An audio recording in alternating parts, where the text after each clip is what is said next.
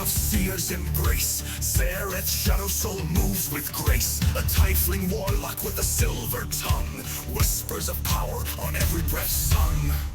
Zareth's shadow soul, the charlatan's delight, with a smile so sharp in the dead of night.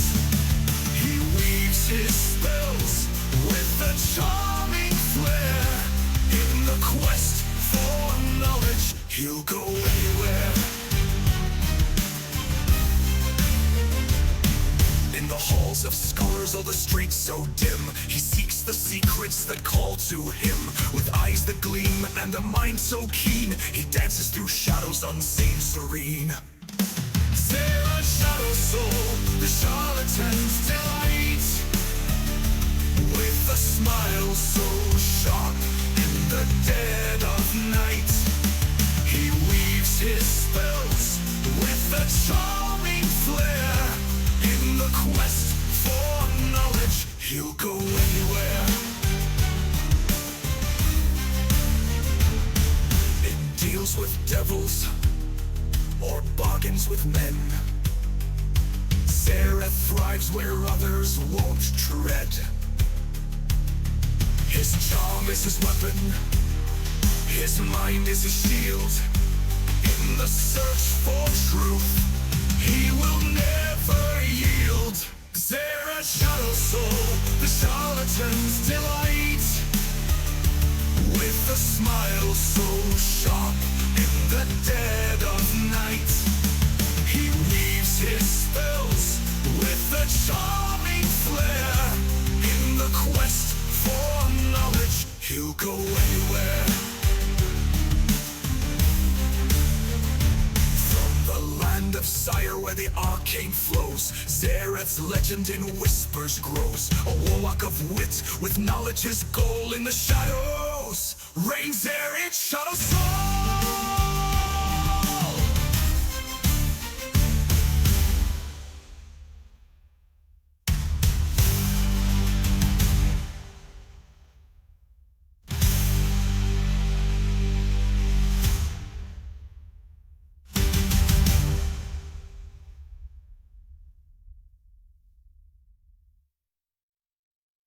Evil Ruby, Mad Hatter's life. On Twitch we sail, come join the dive. With games and chat and tales untold, in Ruby's realm let the fun unfold. Oh, Ruby streams with laughter bright. By the glowing screen we set our sight. From fantasy realms to FPS fight, every stream is pure delight. Evil Ruby, Mad Hatter's alive. On Twitch we sail, come join the dive. With games and chat and tales untold, in Ruby's realm let the fun unfold. On the ocean wide, in the game raft, we build and float through the stormy draft. Gathering scraps, crafting our craft. In Ruby's stream we share a laugh. Evil Ruby, Mad Hatter's alive. On Twitch we sail, come join the dive. With games and chat and tales untold, in Ruby's realm let the fun unfold. With a hat so mad and a heart so grand, Ruby guides us through this digital land. In the chat we cheer and make us stand for the finest streams in all the land. Evil Ruby, Mad Hatter's alive. On Twitch we sail, come join the dive. With games and chat and tales untold, in Ruby's realm let the fun unfold. So hoist the sails and spread the word. Rubies live, haven't you heard? Join the crew, be undeterred. In the Mad Hatter's world, we all get stirred. Evil Ruby, Mad Hatter's alive. On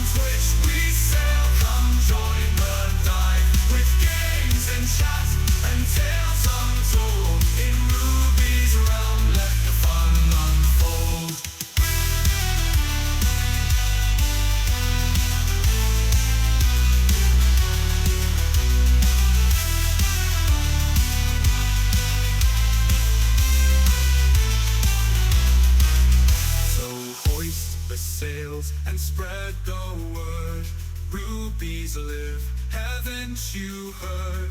Join the crew, be undeterred. In the Mad Hatter's world, we all get stirred. Heave-ho, Ruby Mad Hatter's alive. On Twitch we sail, come join the dive. With games and chat and tales untold. In Ruby's realm, let the fun unfold.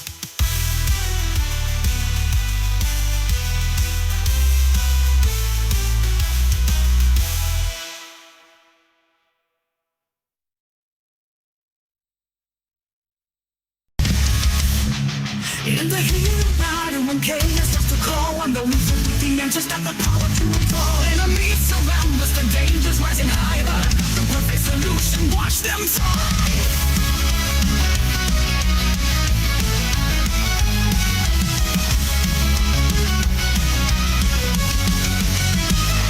I cast fireball into the ground with a flick of my wrist. I'll turn the fire around. I cast fireball, feel the scorching flame in the world of magic. It's my claim to fame. Orcs and goblins, dragons and white. No matter the problem, I've got the fiery light. When negotiations fail and the talking is done, I raise my hands and unleash the blazing sun.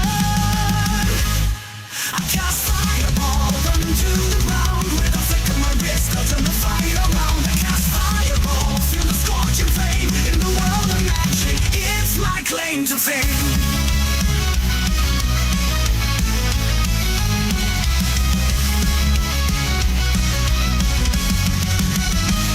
Orcs and goblins, dragons and whites. No matter the problem, I've got the fiery light. When negotiations fail and the talking is done, I raise my hands and unleash the blazing sun. I cast fireball, run into the ground with a flick of my wrist. I'll turn the fire around. I cast fireball, feel the scorching flame in the world of magic. It's my claim to fame.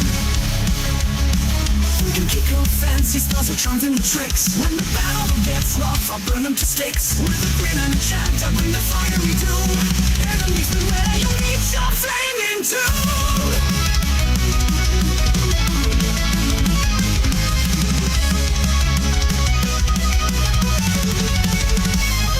In the tavern they whisper, they tell of my renown. The wizard with the fireball who burns it all down. When the chips are down and hope begins to fall, I step up with confidence and give it my all.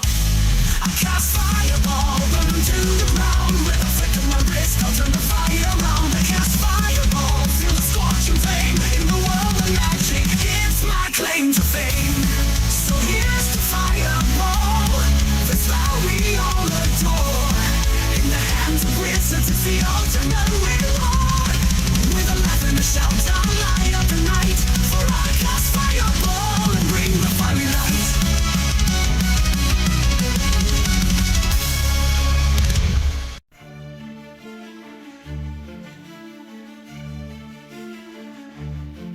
In the shallow woods of the I don't know if we can continue the game until we figure this out. Oh, Jesus.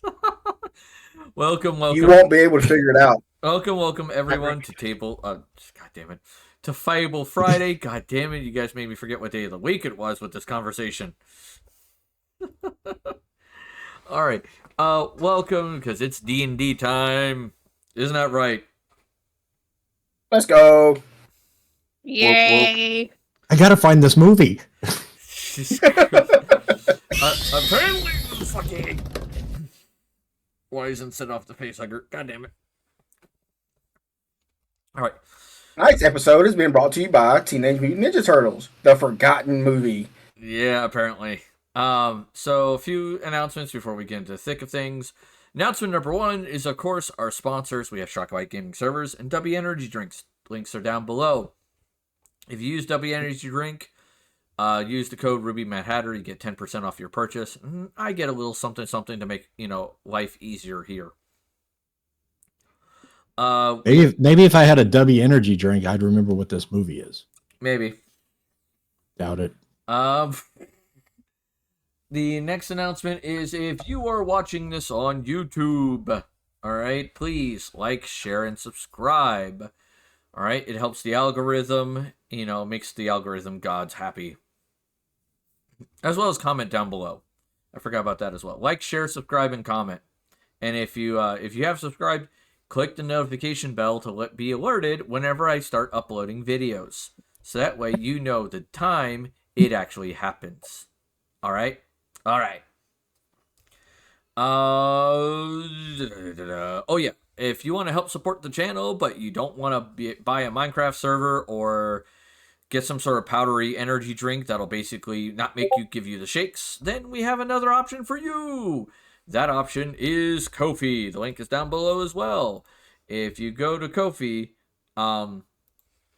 you can donate there directly, and unlike Patreon, they don't take a crap ton of money from you. I get pretty much most of the money up front. The reason why I say most of the money is I elected to give them a little bit of money to help run their website, and as well as I told them to automatically take out any taxes. Oh, yeah. It's all coming I'm together. trying to tell you, there are no bullets left in this gun, you see? So, let's see. Catitude, you're playing WoW. Keep forgetting which faction you are. I think it was Alliance. Observation. This is a great opportunity for slaughter. Damn it. Never normal. Fucking lighting my place on fire. I think Catitude was Alliance, if memory serves. And Fire makes everything better. I think, if memory serves, you were a demon hunter, I want to say. How's your campaign support going? It is going fairly well. These guys are not dead yet. All right, so you were Alliance. You're a hunter. Okay, my bad. There's someone else I watch that plays WoW a lot, and they're a demon hunter. Yeah. Oh, there's Ange with the Veiled Syndicate emotes. And Fedorian's here. Fedorian went back and watched all of our episodes on YouTube to catch up with what's going on this week. Oh? Oh, yeah. Night Elf or Horde only. Fair. The quest for Muscle Milk Mommy continues. Oh, Jesus Christ. Magic Muscle Mommy. Yeah, tomato. I'm just here to listen to your D&D gameplay. Horde all the way, indeed. Everybody's Horde here, except for Catitude, and that's okay. I take Mecha Gnomes here. They need a actually, when I played WoW, I was Alliance. Oh, you're Alliance. I was Alliance. I started Night Elf or Alliance. There's a difference. I started on Alliance originally. I was a Barb. I played a human paladin on Alliance for a little while. Got sick and tired of Stormwind. I hate that city so much. And so I decided to play an undead mage. And I didn't care for mage, but I loved paladin. Mechanomes can open lockboxes. No horde races can open lockboxes. That sounds dumb. I was my first instance of playing. I was a human warrior, and then when Lich King came out, I was a what's the Death Knight. Death Knight. Okay. I thought rogues could open lockboxes if memory serves. Did they take that away from rogues? Oh, friggin' rogues. Nope. Only rogues can open lockboxes for Horde. Okay, good. Okay, so that I remember that much. I was like, did I Mandela that one? Did I Mandela affect that one? Oh no. But no, I love playing a paladin. I love how paladin plays. I just hated Stormwind. I couldn't stand it. So when Blood Elves got paladin, I was just like, done. And that was my main for pretty much the rest of my time in WoW. Was that. That was neither here nor there. I will say my biggest regret with WoW, though, hands down, was I didn't get a chance to kill the Lich King.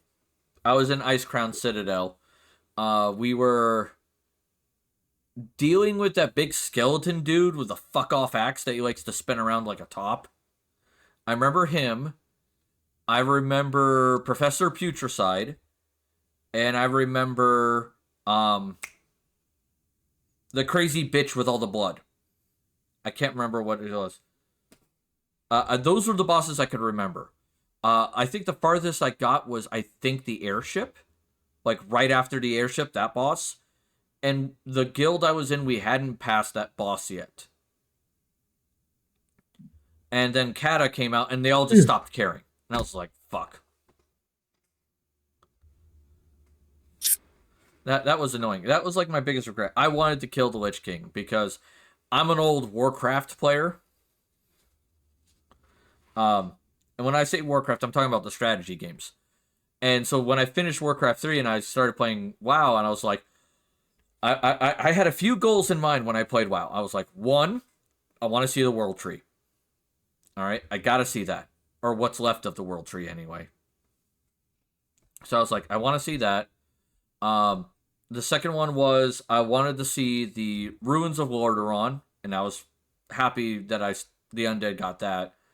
And then the third one was, I need to kill 2 people in particular. Kael'thas was one, Arthas was the other. And I was like, I killed Kael'thas, I stabbed his ass hard, but I never got to Arthas. And that makes me sad. Alright. Anyway, so recap of what happened last time on this game. The party decided to leave their town, which, give me a second, I will name the town. Vysalari, after dealing with some paladins, who were kind of being dicks, and so they dealt with a bunch of people who were basically excavating it. They found out some more information about Lord Valoran. But I think at this point, Jake Frost is now taking that on as some sort of obsession to figure out more about this guy. Maybe. So they decide they're going to go south to... Give me a second. Why is the picture not clearing up? That's really weird. Guadanterra. And they were heading south to Guadanterra, and they were going to head east into Sahir, heading up towards the capital. And so there was that. Cowardly bullies, 100%. Yeah, Fedorian goes, kind of dicks? Like, yeah,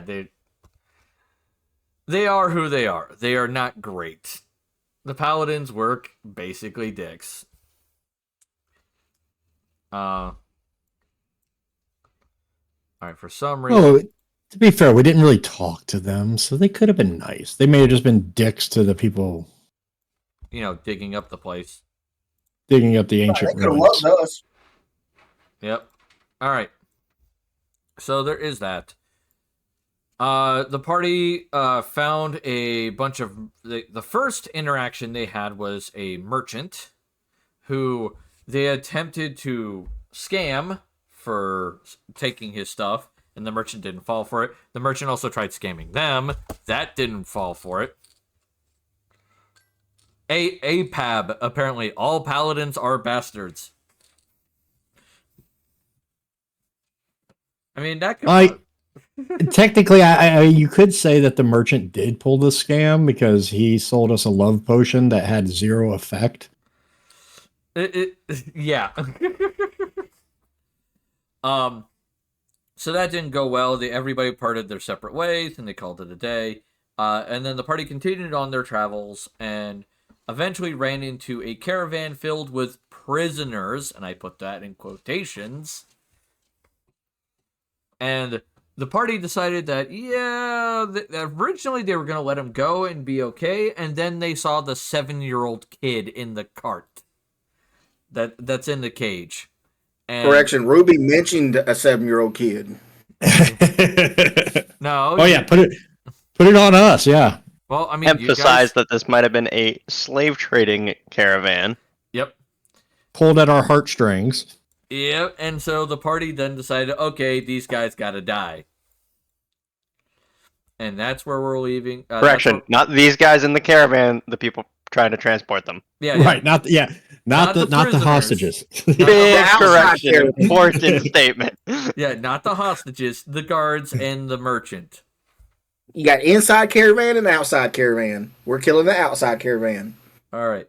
So with that being said, we'll have our little fun starting video go off, and we'll be back to actually start playing the game. So see you guys soon.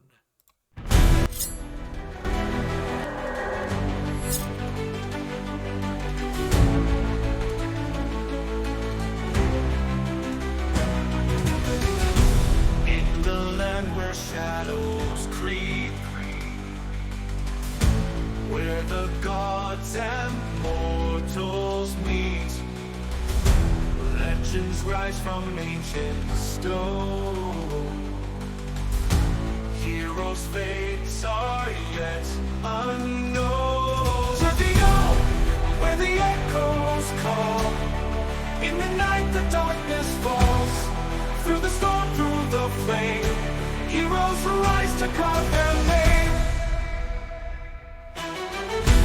From the ruins of the past to the battles that will last, every choice a path to tread. In this world where fate is led, where the echoes call. In the night the darkness falls. Through the storm, through the flame, heroes rise to carve their name. Through the trials, through the pain, destinies in blood are stained. Magic weaves the threads of time. In trivial, where legends glide.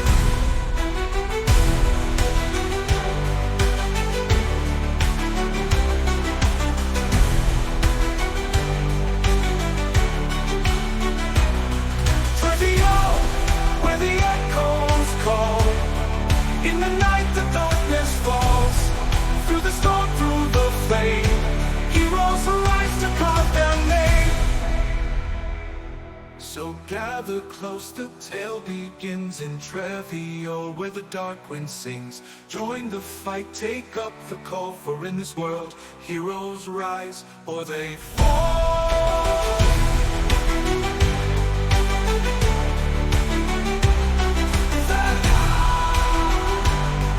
Where the echoes call, in the night the darkness falls. Through the storm, through the flame, heroes rise to carve their name.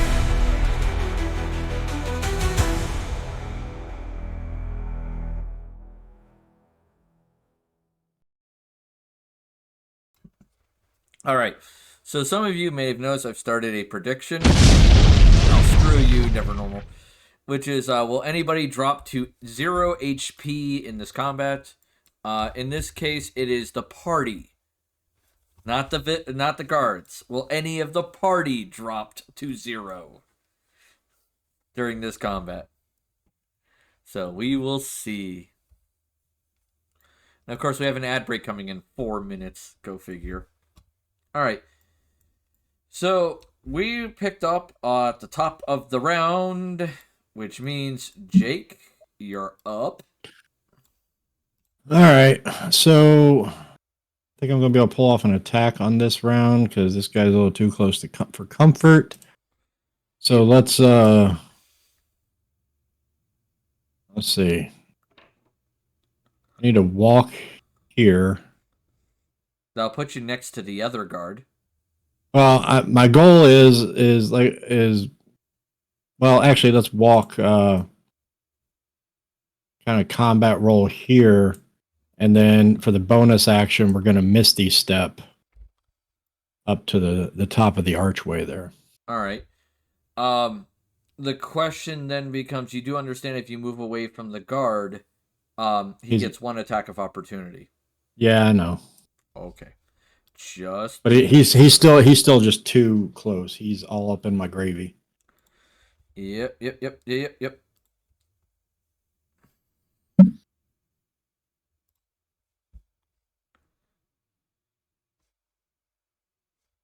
And is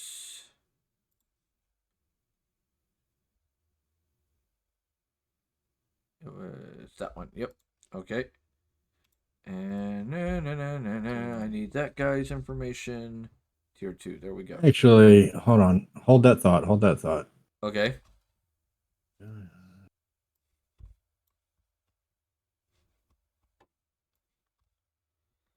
He's thinking. Well, I was thinking like if I could do hit pass without a trace as the action, would that negate any kind of him being able to even what's the ailment that that guy's got on him right now? The guard in front of you? Yeah. -6 on his next save. Oh, he's not blind or anything? No, he's not blind. No, that's the merchant up there on the wagon. He's that poor guy. He is Could shrunk, you miss? blind, and I think he's on fire. Could you Misty Step to a high enough point to continue climbing? Because if you Misty Step away, would he have an attack opportunity? No. So if I Misty Step and then pass without a well, if I do pass Well, without, I'm saying. Go ahead, Jake. Go ahead. Sorry. I was gonna say Misty Step to like there or something. I don't know if that's showing. Apparently, I'm trying to do a fire breath. Pass without trace, by the way, will not help you not get an attack of opportunity. But if I Misty Step here as the bonus action and then pass without a trace up to the top. You can't pass Could I without put- trace. Why wouldn't you Misty Step to like the edge of the archway, like over here, Because that's still and also then climb up the rest? It's still going upward. Yeah. So, I was thinking over there because then if I did pass without a trace, then that I'd be able to. He would be able to like Misty Step to there. Yeah. And then with the rest of his movement, where would you end up? I'd imagine that'd be what, half movement. Yeah, so about there. I was thinking you might have been like one step closer towards the middle, so you'd technically still be on top. Yeah, no, he'd be let's- close. Let's do it that way then. All right, so you're gonna Misty Step here Yeah. and climb there. Yep. All right. All right, let me double check to make sure Misty Step doesn't draw anything. Last time I checked, it doesn't, but just to be safe. Instantaneous. Briefly surrounded by a silvery mist. Teleport to 30 feet to an unoccupied space that I can see. Yep, verbal bonus action. Cool, you're fine. All right, so I just had the thought that if that saved you an attack opportunity, it might be beneficial. Yeah. no. So, All the reason I was bringing up the pass out trace was if I could cast that close enough to y'all, then y'all would be affected by it as well. all it does is give you +10 on stealth, and right now stealth is not going to help you. Yeah. Oh, yeah. Yeah, the pass without trace is not going to be a helpful thing. Not right now. Not right now. So, if you were doing that plan, that's about where your token would be. Yep, that's fine. All right. So you quickly say a few select words, and then shoom, you're suddenly gone. So there. So you spend your Gotta be movement quicker. climbing up there, and what are you going to do with your action? Oh. You still have an action. Well, I thought moving was the action, but No, no. okay. Moving it, you have a movement, a Yep. bonus, and a standard action. All right, then we're going to fire off the fairy bow At the merchant. at the merchant with its Fey mischief, or not its Fey, its effects in order here. Yeah, the Fey magic effects. Yeah, the Fey magic. All right, roll So- me a d20. Is that normal or advantage because of the height? In this case, because of the height, I will give you advantage. Wait. And okay. Roll. Oh my. Freaking out here. Okay. So that will hit. So And Jake, you sit up there and you fire your bow. You see the arrow go flying through the air. It does strike him kind of like right in the thigh. You see the arrow embed in his thigh, and he's just like, ah! He is definitely in a lot of pain.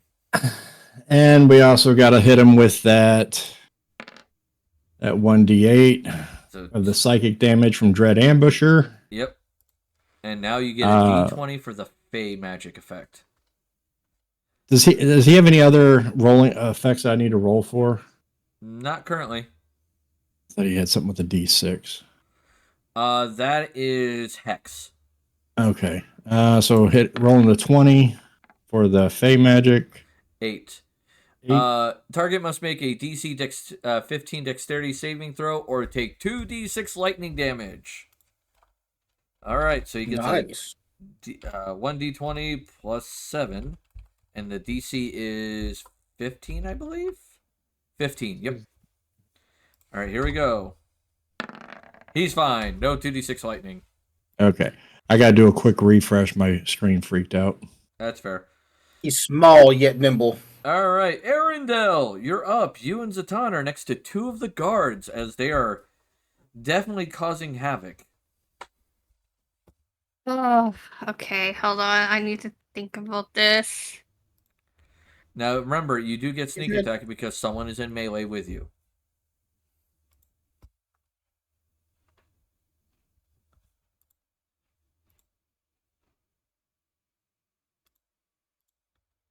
So do keep that in mind.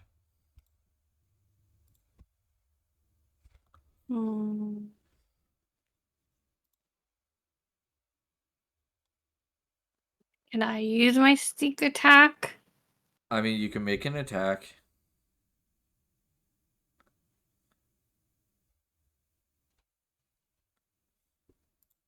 Or I was thinking of using the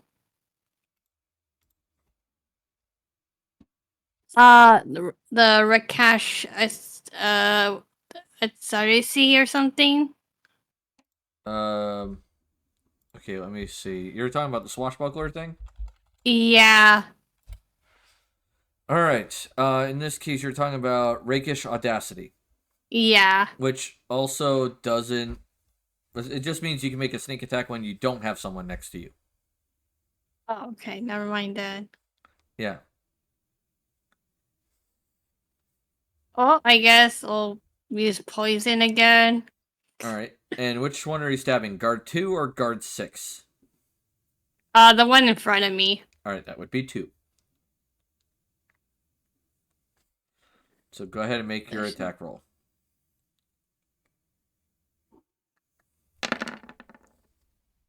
A 15. A 15 will not hit.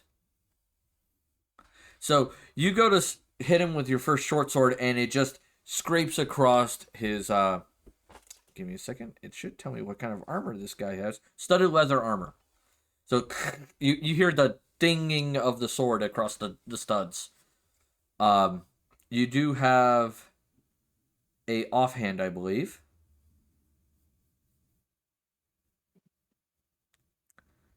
That you can do. The other short board. The other one, right? The other short sword? The other short sword, yes. Now that will hit. So you do 1 piercing damage with your short sword. So you give him a light nick as you try to stab him. And now you get your sneak attack damage.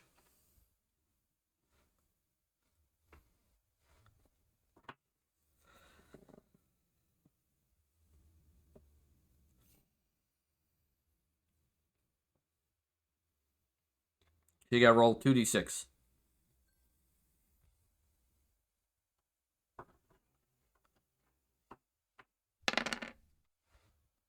All right, so 4 extra damage. So you do a little bit extra to him. He's definitely taking... You see some blood coming out of that armor, and it's kind of being problematic, at least for him. Guard number 3. Hi, Rundar. How's it going? Piss off. All right. Can't you see me and this gentleman are handling a situation? I'm sure. Well, he's going to attempt to stab you with his sword, his long sword, twice. He's going to try to slash you. Uh-oh. Oh, no. What the fuck? What in the name hold of on. fuck? Okay. Okay. On So- that first hit, is that 8 damage? No. The first attack was a 27. Okay. So he crits. The second attack was basically an automatic failure. Got the best of both worlds. Yeah, so he will do 2d8 plus 2d8 plus 8 damage. So here we go. A grand total of 12. So that first sword strike really seems to dig in there and get a good slash into your side. All right, I would like to use my reaction Okay. and use Gift of the Gem Dragon. All right. So what does that do? It's when I take damage from a creature that is within 10 foot of me and he's 5 foot from me, Yes. I can use my reaction to animate telekinetic energy. And the creature that dealt damage to me must make a strength saving throw Okay. On a failed save, the creature takes 2d8 force damage and is pushed 10 foot away from me. All right. What's the DC?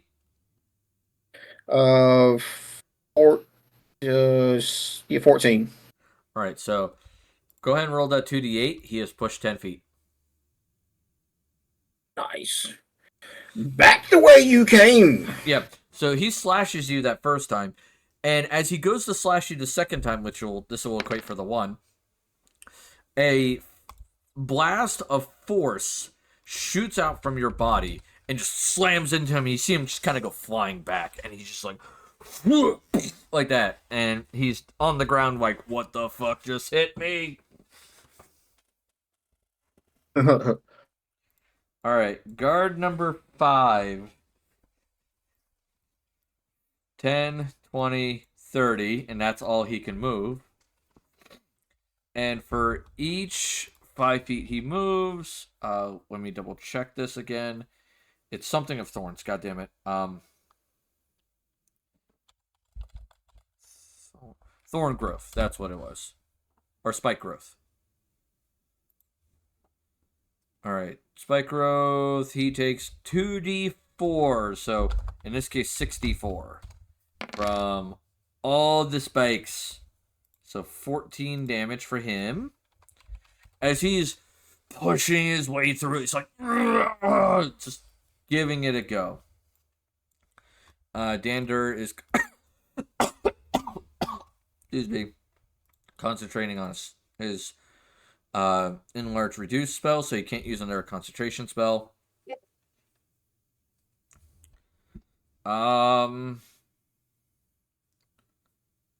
Let's see.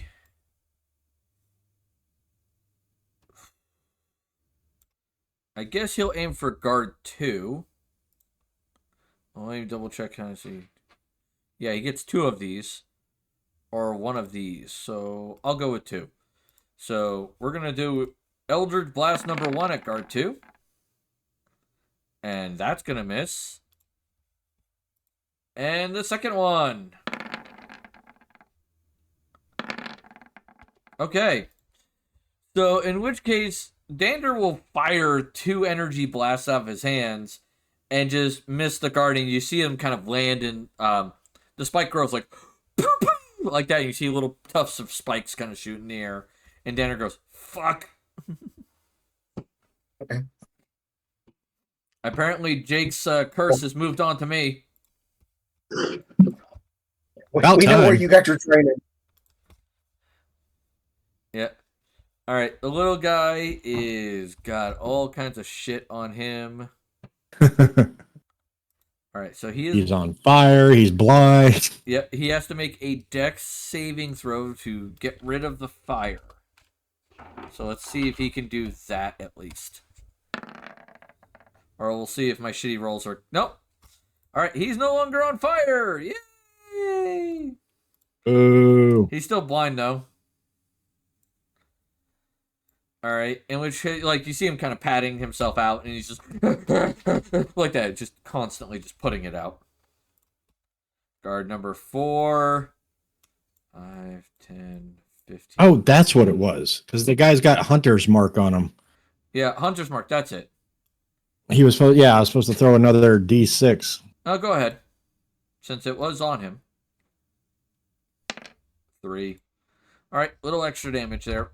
There we go. Yeah, there we go. Alright, so this guard is now climbing up the thing, sword in hand, and like his little, sword in one hand is just reaching up. It's like, slowly climbing. Guard number 2. He's gonna Don't slip. He's gonna make 2 attacks on Arendelle. So here's longsword attack number 1.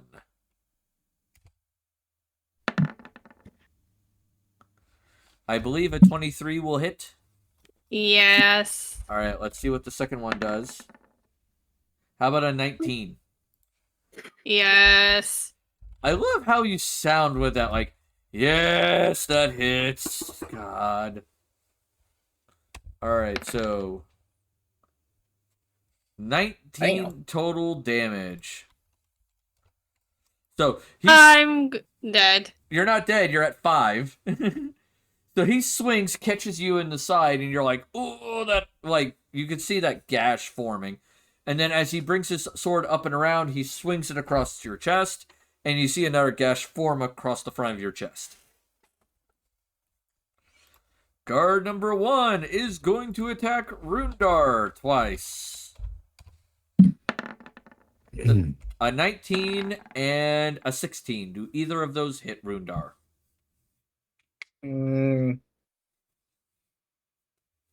No.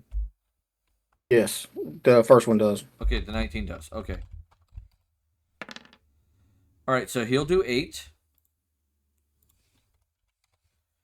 So the first attack, you'll see him. He'll kind of like gash your arm open a little bit, and then as he goes to make that second attack to try to hit you, you can kind of bring your shield over, and you hear that ding as it hits your shield. Speaking of Rich Rundar, you're up.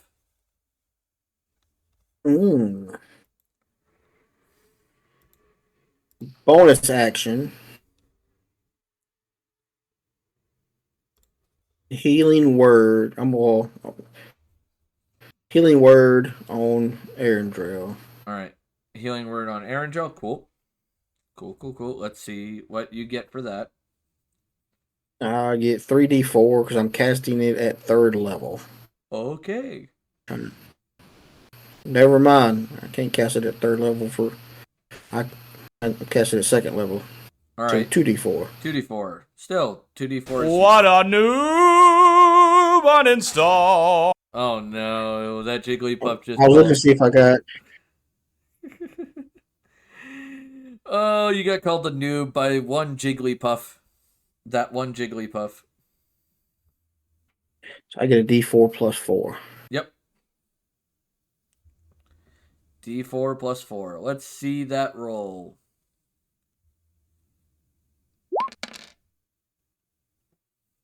So 8 healing. All right. So Arendelle. Okay, then I'm on. Go ahead. Arendelle, some of your wounds close up as Rundar kind of reaches out and kind of like you feel that holy energy just kind of coalescing over your wounds. Thank you. Hear me whispering sweet nothings. All right. And what are you doing with your action? I still got a move action. Yeah. I'm gonna move 5 foot here. Okay. Because I don't like the way I see multiple people on my side of the road. Yep. And then I am going to smack this person in front of me. Well, I say smack. I'm going to try to stab him right above the groin. All right. I'm going to try. You're going to try. That's fair. And I successfully hit the ground. Yeah, you successfully stabbed dirt. Way to go. Teach that dirt. Fucking dirt. All right, guard number 6 is going to attack Zatan. Attack number 1 is a 16, and attack number 2 is a 15. Do either of those hit? Nope. All right. So you see him bring his long sword and just ding, ding, just kind of bounces it off of your armor. You okay, hon? Kids? Can I use my reaction to the second attack? What are you attempting to do with your reaction? Dissonant Whispers. Is that a reaction? It's a spell. I know it's a spell. Am I able to use it then? It's an instantaneous. Casting time is 1 action. That's So an no? action. That's a standard Okay. action, not a reaction. That's why I wanted to ask. I wanted to know if it worked there or not. No.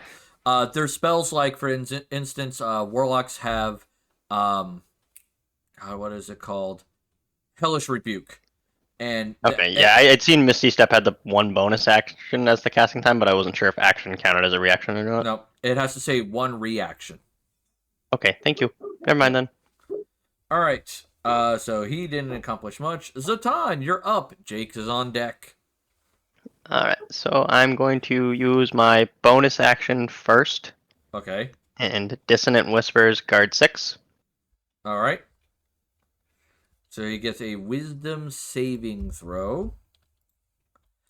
Leans up into his face and whispers, "I'm fixing to cut your arm off." Let's see how well he does. Does a 14 pass your Dissonant Whispers DC?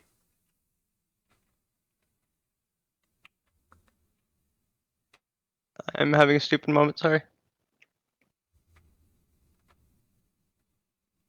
I believe it's your spell DC.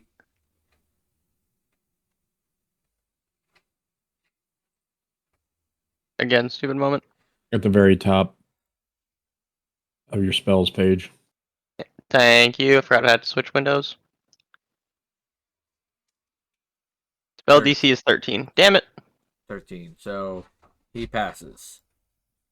Oh, I tried. Yep. All and right. then... guess that doesn't really do anything then.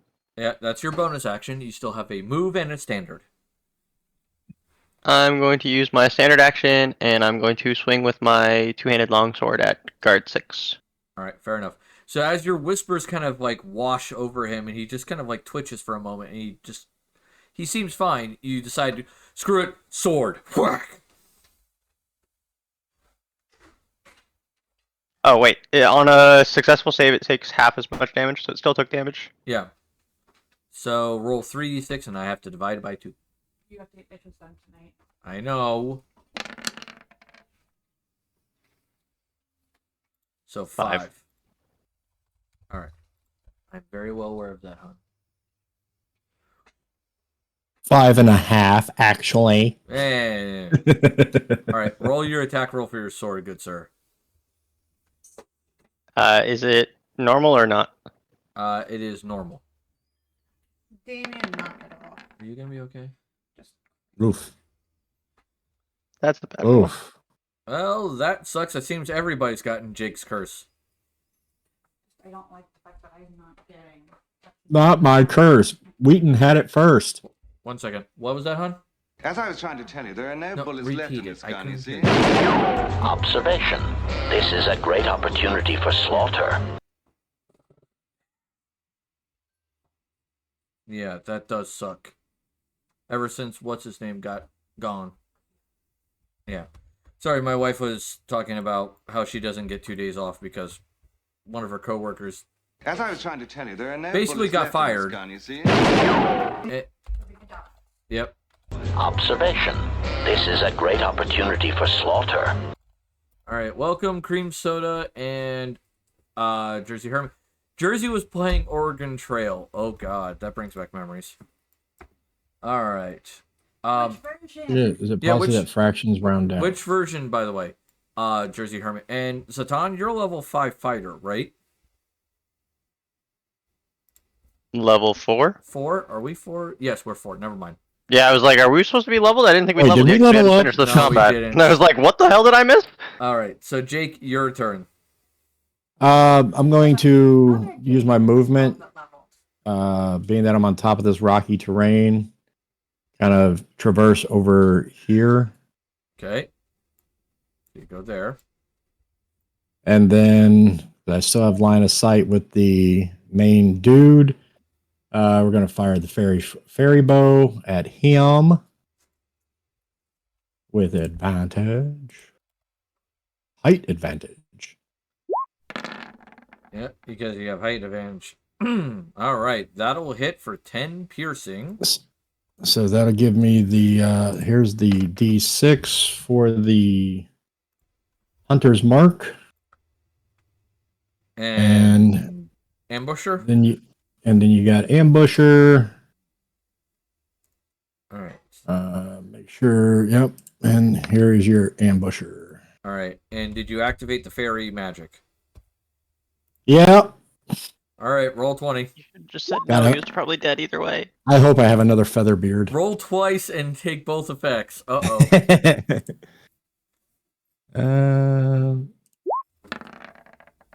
Number 1. What the fuck, Jake? Rig, check the dice. Check the dice. So now, let's see. That's roll twice, so that's... So there's 3 rolls now. 3 rolls. Yep. All We'll right, track so- it because it's just like MTG. Yep. Alright. So that's the second roll of All right. the first set. 4. So 4. All right. Oh God, there's the intoxicating thing again. All right. There's 4. All right. You got 2 more. 2 more 20s. All right, Here we 1. 15. So 4, 15. Oh, there's the bubbles.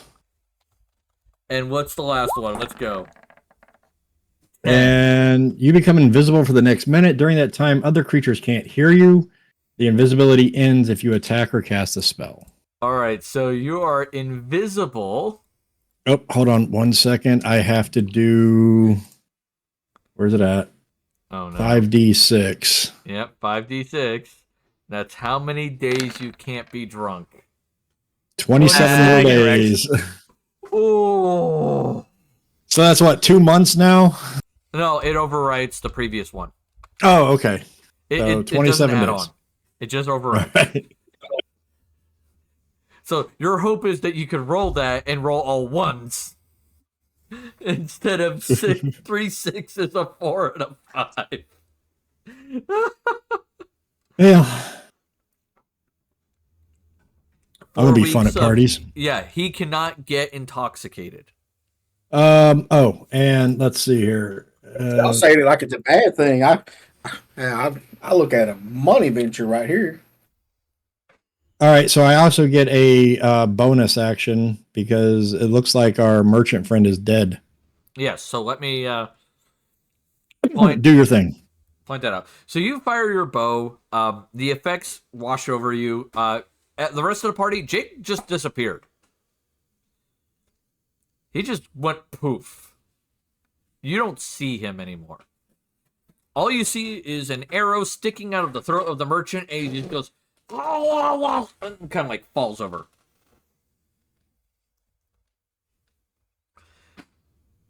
And we're going to move the Hunter's Mark over to Guard 2.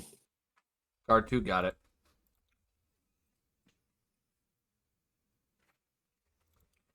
All right. Arendelle, you are up.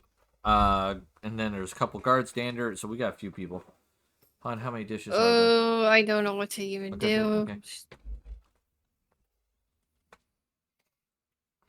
You don't have that poison dagger on hand, do you?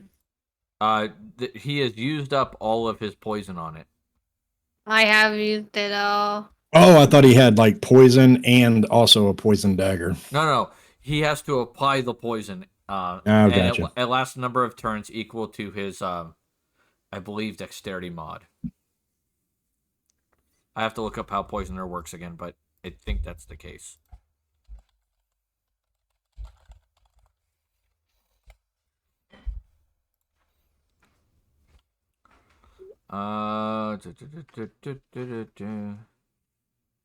Oh no, it's proficiency bonus.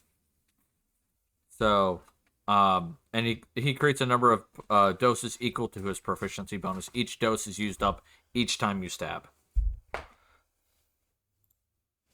So it is what it is.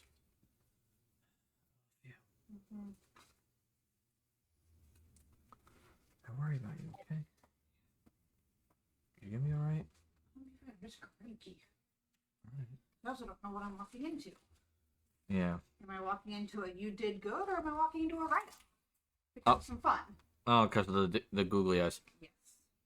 I was thinking of going like to this Do I tree. No. But it's now. Which Oh, tree? come on.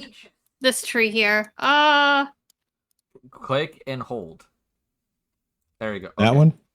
Yeah, that tree. How are you gonna get there?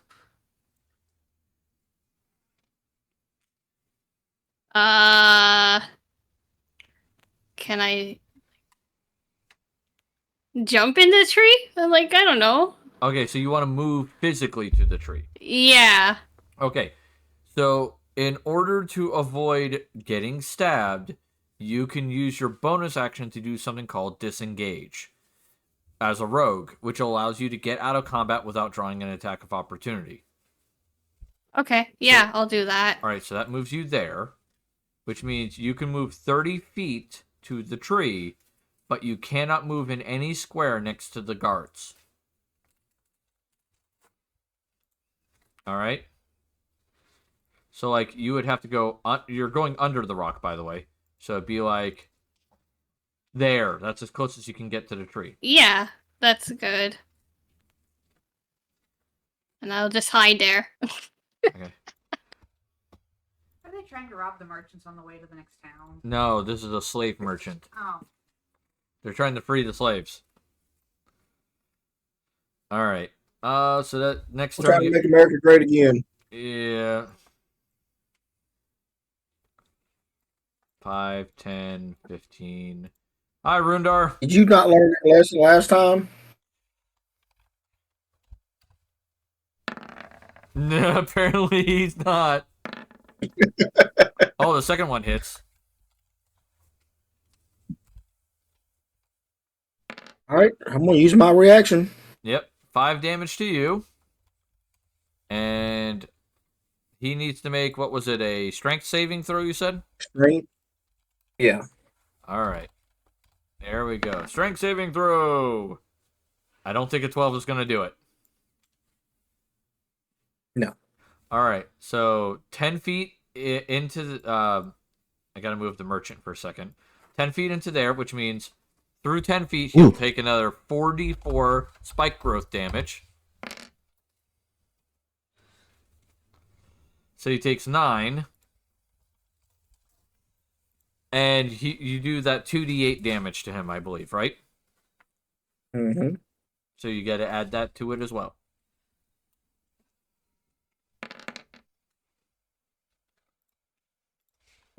Nice. Nice.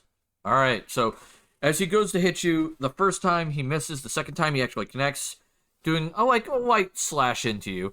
And in which case you unload that energy into him again and fling him into the spike growth. By the way, hun, I don't believe you're in trouble. Pokey. If you were in trouble, they would have contacted you. No, not always. Yeah. My wife's worried that she's in trouble because during Halloween... Yesterday night. Yeah. The day before. The day before Halloween. So overnight into Halloween, she has a bag of googly eyes. And she went around her lab applying the googly eyes to random things that wouldn't get in the way of work. So like on cabinets, on a stapler, stuff like that. Scanners and stuff. And she's afraid that she's in trouble, and I keep trying to tell her she's very unlikely in trouble. Has she been back to work since she did that? No. I still don't think you'd be in trouble. I don't think so either. Observation. This is a great opportunity for slaughter. By the way, the reason why I'm not continuing the game right now and I'm just like kind of bullshitting is we're on ad break right now for another minute.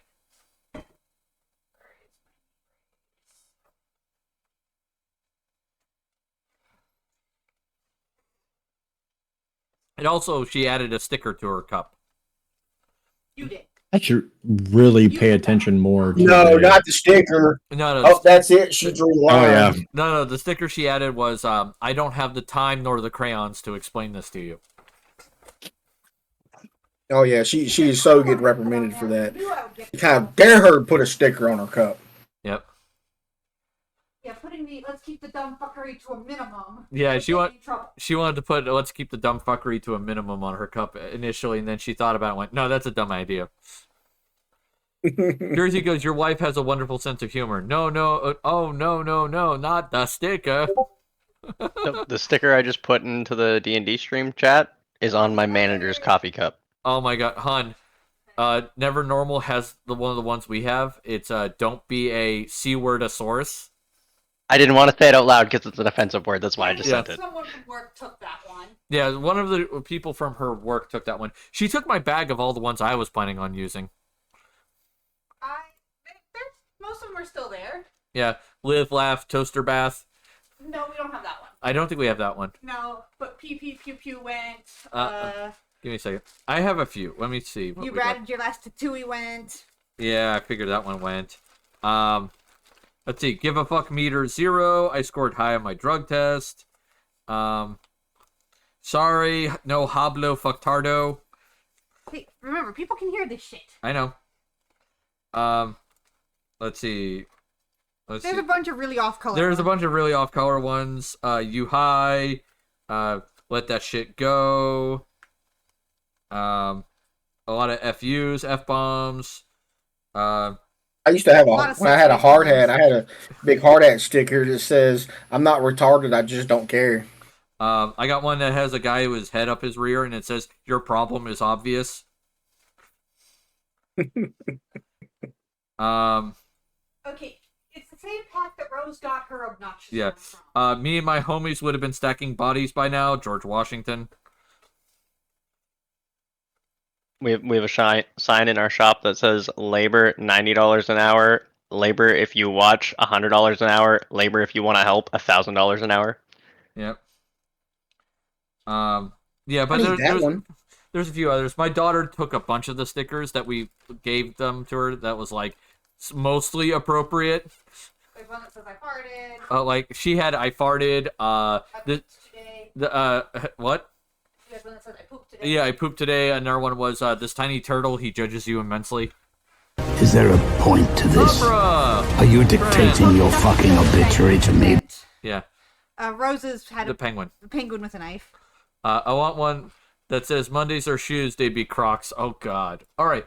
Now that the ad break is done, let us get back into it. All right. I gotta go. If I'm gonna catch the bus. All right. Love you. Bye bye. All right. So Bye. Guard 3 got fucked. Guard 5. 5, 10. All right. He's going there. He's making his attack roll.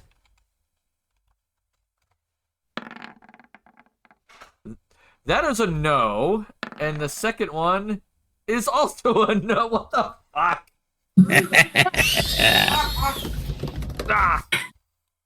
Will Wheaton, is that throws you? his weapons in 2 different directions.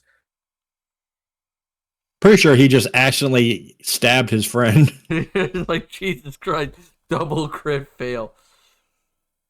I mean, that was two. Is Two the crit guard fails in a sound row. okay to play? Yes, the guard sounds okay to play because the only place that ever has any issues with it is YouTube, and YouTube can basically suck my dick.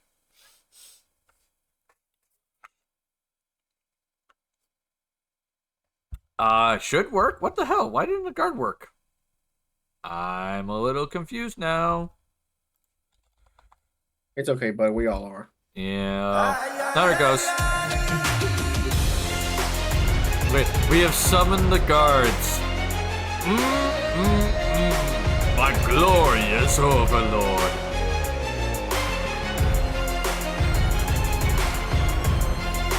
By the way, if you guys want an idea of where that GIF is coming from, what happened, hon? Power cable.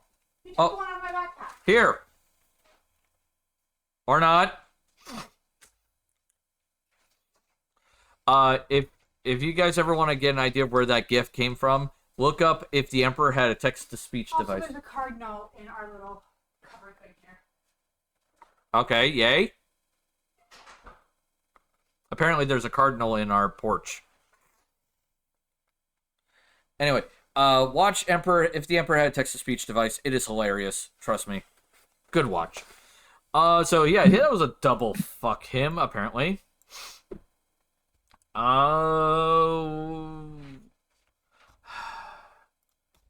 Alright, so apparently Eldritch Blast isn't working, so let's go with Toll of the Dead. Alright. And that is they have to make a wisdom saving throw or take 1d12 necrotic damage. I like that last sentence. Oh, if the target's missing any hit points, it takes 1d12 instead. Mm-hmm. Yeah, it's nice. And he's gonna be what level? Go ahead. I was gonna say, and what level will he be casting? No, it's a cantrip. The levels are character levels. Oh, nice. So when he levels up one more time, it increases to 2d8 to 2d12. Lovely stuff. Yeah, because there is no such thing as 11th level spells or 17th level spells. Oh. Well, I mean, there could be. No. The closest thing we ever had in D&D was in 3035, and it was called epic level spells, and they were 10th level spells. This is your world. You make what you want. All right. He did not succeed, so guard number 5 is taking 1d12 necrotic. All right, 7. So, like, Dander pulls out a little bell, kind of rings it a little bit, and then suddenly you hear boom, and like the wounds on the guard just open up a little wider. I just visualized that. Yep. 10, 20, 30. So he's climbing up there. And he sees nothing. He sees nothing. He didn't know that you went invisible, though, because he couldn't see you up there. Mm-hmm. So he's climbing up there, like, kind of looking around going, what the fuck? Did he go down the other side? All right, guard number 2 is going against Satan. With his longsword. A 12 does Bupkis. How about a 19? Nope. All right, so once again, you're hearing bing, bing, like all that stuff. Imagine if you ring the bell 3 times. Oh, Jesus. Shame, shame, shame. Ding, ding, ding, ding, ding, ding. All right, so Zidane, you're basically just feeling these hits on your armor, but just not, it's not piercing it. All right, guard number 1, Rundar. The first attack. Does a 20 hit? Yep. All right, second attack. Oh, that hits. That misses. Oh, yeah, of course. So... It's the lower you roll, the better you can hit me. All right. So is it... We may be having Rundar go down. Because the total is 3d8 plus 12. God almighty. Here we go. Yep. Get fucked. Yep. He's at 0, which means the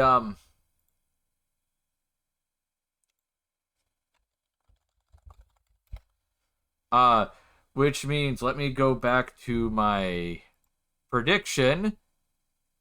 And the answer was yes, someone did drop.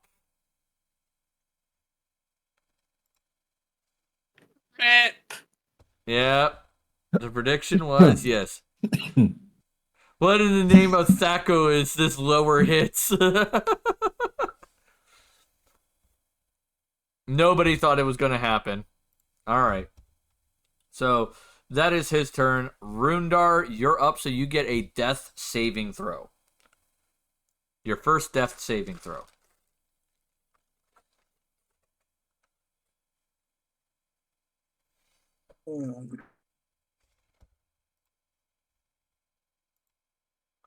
I was looking. Okay, Nice. Congratulations, Rundar. You now have 1 HP. Bad. If you roll a natural 20 on your death saving throw, you essentially come back up with 1 HP. Except you're not standing, you're on the ground with 1 HP. Alright, guard number 6. Guess what? It's time for more hits on Zatan. Or try to, anyway. Nope. Well, 17 doesn't. Yes. How about a 22? Yep, 22 does. Alright. So finally, after whacking on you multiple times, he finally gets a hit in for 6 damage. And it's your turn.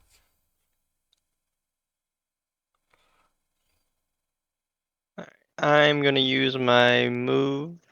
No. Because then I get hit there. Damn it.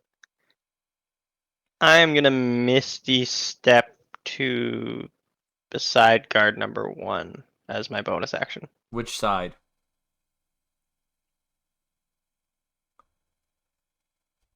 Like, are you aiming for here or are you aiming for here? That side, sorry. Closer to Rundar. Okay.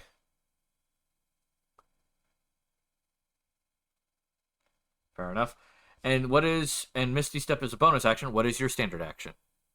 Standard action, I'm going to attempt to hit guard number 1 with my two-handed sword. Okay, go.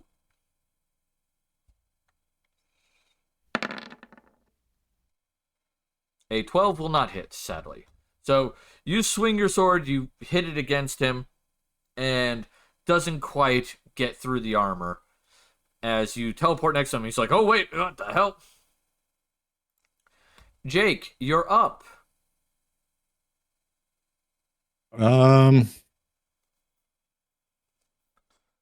Shit. So there is an advantage for being invisible. And that is normally when you're invisible, you get advantage on your attack roll. The only person you don't have advantage on your attack roll for height advantage is guard number 4. Yeah. So, I mean, because I'm on an elevated plane, I don't get double advantage, do I? No. No such thing as double advantage. Well, there should be. All right. So let's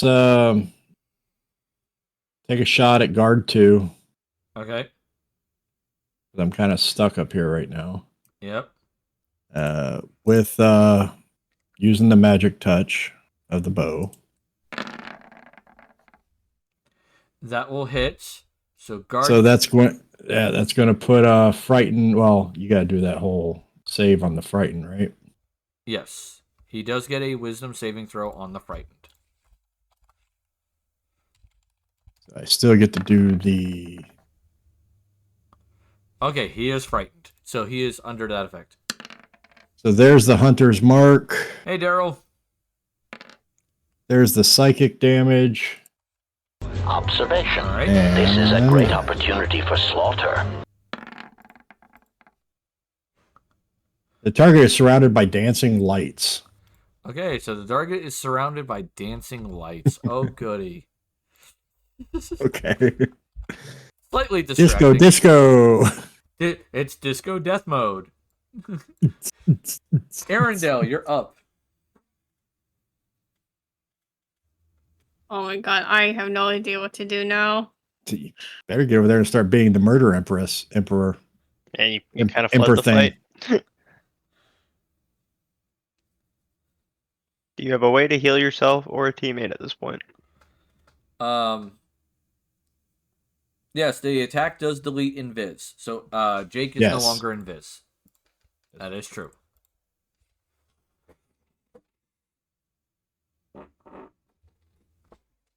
Oh. So Arendelle has to decide what to do next. Well, you could go back for fighting. Or They can't see me, can they? No, right? Because No. I'm like hiding. Yeah, because you're behind the rock. You can use your bonus action to hide. I can use self, right? What was that? Stealth. Ah. Stealth, yes. Your bonus action could be stealth, which would make you hiding, and then that means you can decide what to go from there.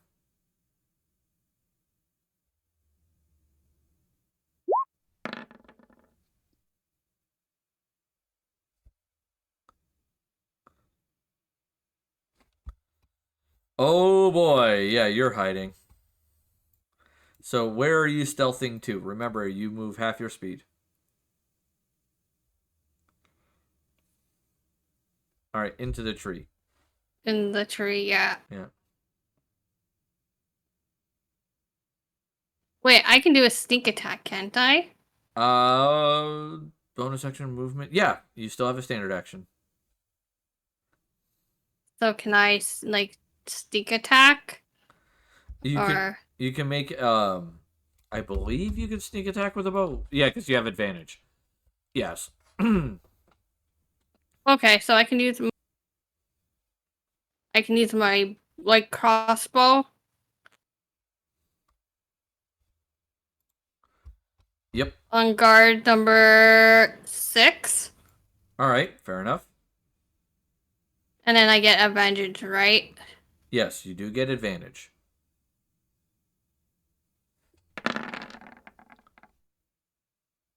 With the same number. Well, it does hit. So that little bolt goes right into his shoulder. And you get your sneak attack on top of it.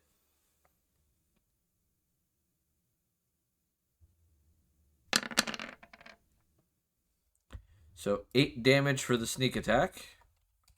So you see that thing like slam into his like shoulder, and he's like, his eyes go a little wide for a second. He leans forward for a minute, and he slowly turns and looks at you with the direction that you are where you attacked him. And you're up in a tree.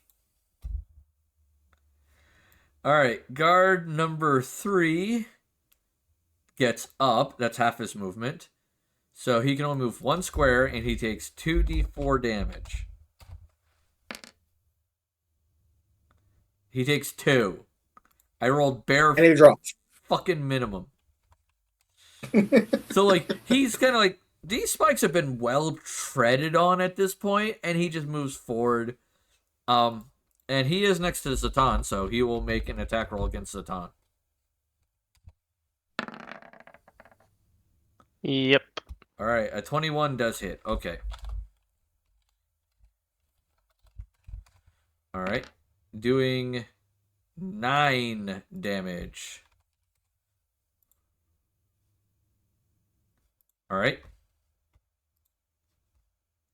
Guard number 5. He believes that Rundar is down, so he'll take a 5-foot step. Jesus Christ, these guys are getting lucky now. 11. Uh-oh. Zatan's down. Yeah. All right. Fuck. 5, 10. All right, Dander's turn. I'm going to use a level 2 spell on this. He's casting it on Zatan. Healing him 10 total. Okay, so that's how that works. Okay. So Zatan, you're back up. Yay. I don't think I have a bonus action for anything.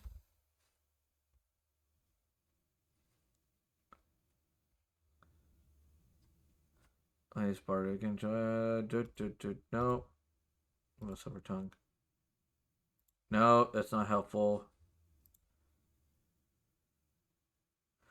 All right, he'll use a bonus action on... I'm going to go with Zatan on this one. Zatan, you have Bardic Inspiration. Oh. So you get 1 free reroll. Guard number 4 finally catches up with Jake.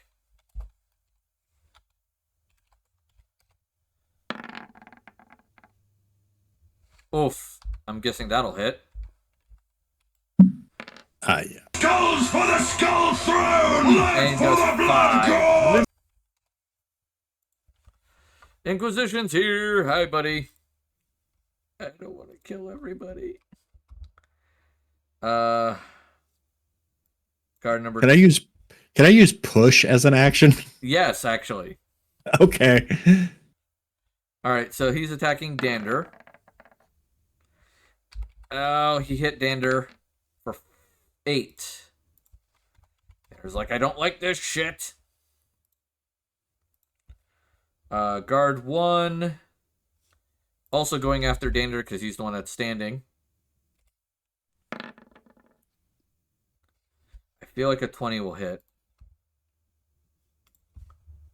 Yep.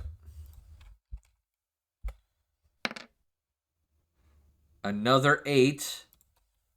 Oof. You only take 2 more hits like that. Hey. Rundar, you're up. So correct me if I'm wrong. I can't cast a bonus action spell and as a standard action cast a spell. You can do that if your bonus action or your standard is a standard spell, and the second spell, whichever the opposite is a cantrip. It only works if it's a cantrip. Yeah, it only works if it's a cantrip. That's not going to work at all. You want to do double healing. Yes. Yep. Honestly, Cure Wounds is probably your better bet, whether it's on yourself or Zatan.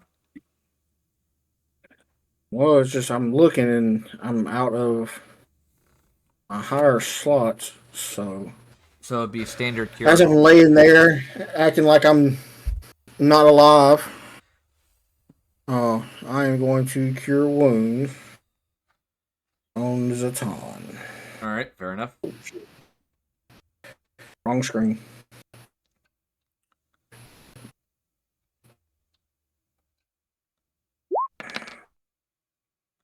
Nine. Damn. That's still good. Thank you. Hold on. That's not. That's correct. It's D8 plus 4.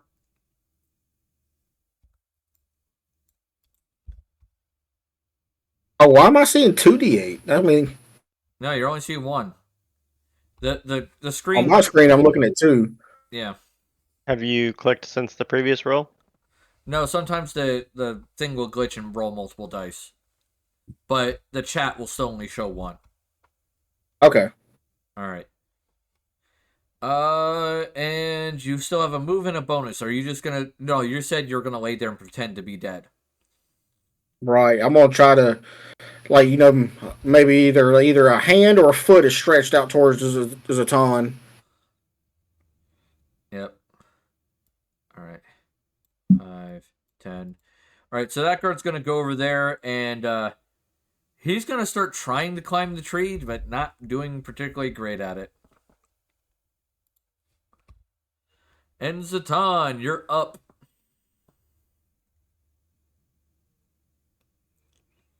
So, for one, I assume you're standing up. Yeah, I'd stand up. All right. So that leaves you 15 feet of movement, an action, and a bonus action. Action, I'm going to attack guard number 1 with my two-handed. Okay.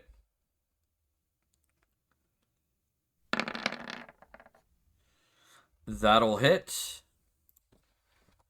So you slam your sword into him, and he just takes quite the beating. And you're like, you can see. Oh, sorry, go ahead. And I was like, you should have a bonus action left. Yeah, I was gonna say bonus action. I'm gonna second wind. All right, go ahead and roll second wind. So you get a D10 plus 4.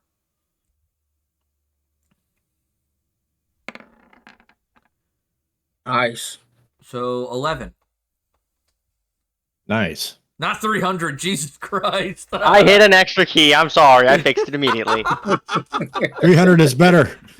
300 is better. Is Sparta gets healed. At that point, you would have more HP than like I think at this point most dragons. Zatan cast, I become am a god. now. All right, Second Jake, win Jake, in you're hell up. of God. So Jake, I believe the push action, if what I'm reading correctly, is a bonus action. All right, so I'm going to try to do that first. All right. Then Yeah. on sure. guard 4. What do I need to roll for that? You roll 1d20 plus your strength.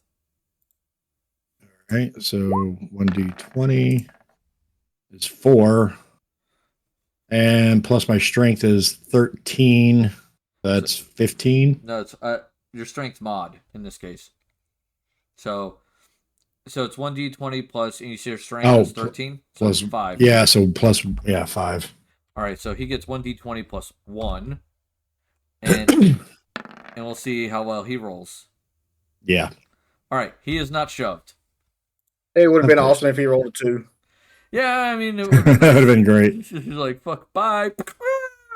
All right, well then if he's unfazed, I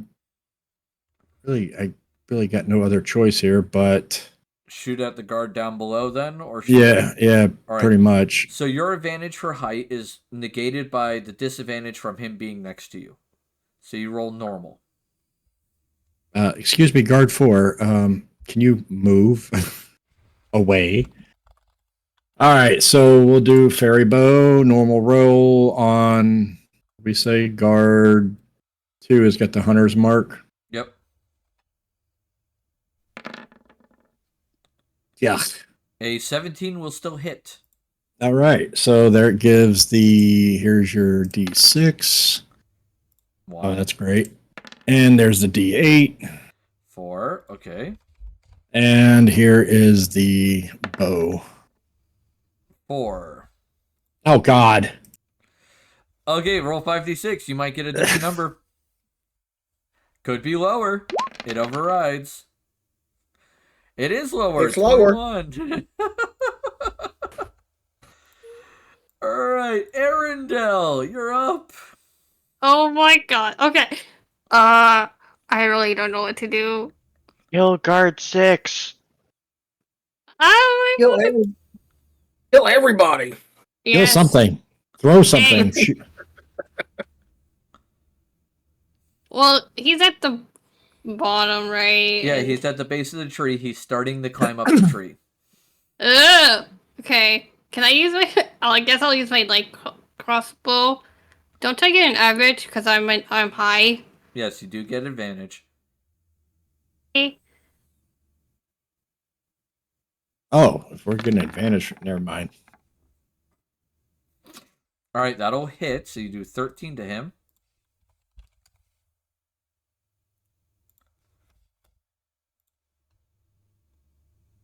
And so you do get your sneak attack because you had advantage.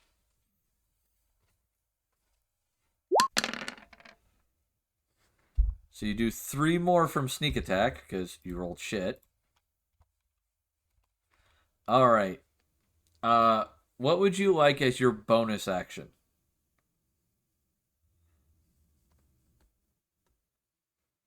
You could move as a bonus action and try to keep away from him.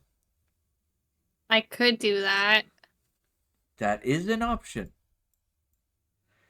Like, you can lead him in a little merry goose chase around the whole circle of thorns, and technically you have 2 movements with dash. Okay, let's do that then. All right, so move up to 60 feet. 16, right? 60. 60. 60? Yes. Your standard hold on. movement is 30, and with dashing you get another 30.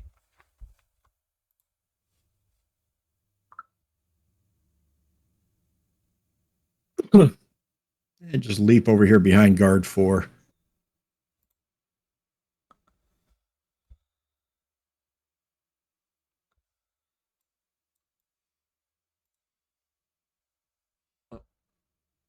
So like there. You could go to there. As long as that way you're not stepping in the thorn circle. One more down. There you go. So he starts climbing the tree. You're like, nope. Beep, beep. Gone. And he's just like, son of a bitch. Guard number 3. Where is guard number 3? Guard number 3, where are you? Oh, he's in the thorns. That's right. All right, he will attempt to attack Satan. And he will hit. Yep. You dare strike a god? Doing 5 damage. So, light slash across you. And that is him. Guard number 5 will do the same. So here we go. A 19 will not hit. Nope. So, bang, as it bounces off the back of your armor. And now it's Dander's turn. What can I do? That's an action. Push the guard off. That's an action. That's an action. That is also an action. Oh, shite. They're all actions. All right. All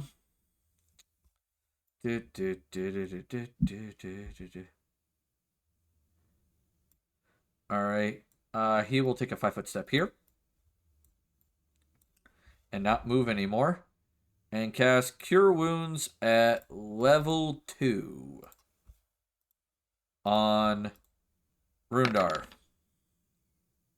9 healing to Rundar. And let's see. Bonus action. Let's throw out another Bardic Inspiration.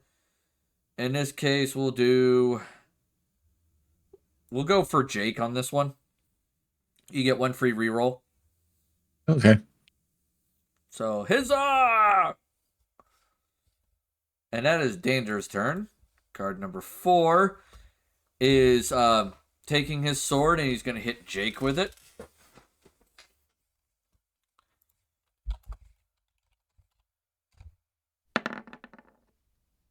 And No, miss he ain't. horribly.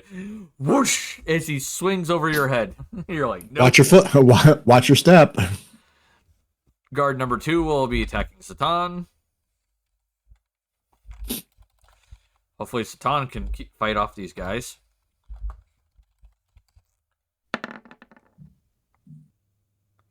That'll hit.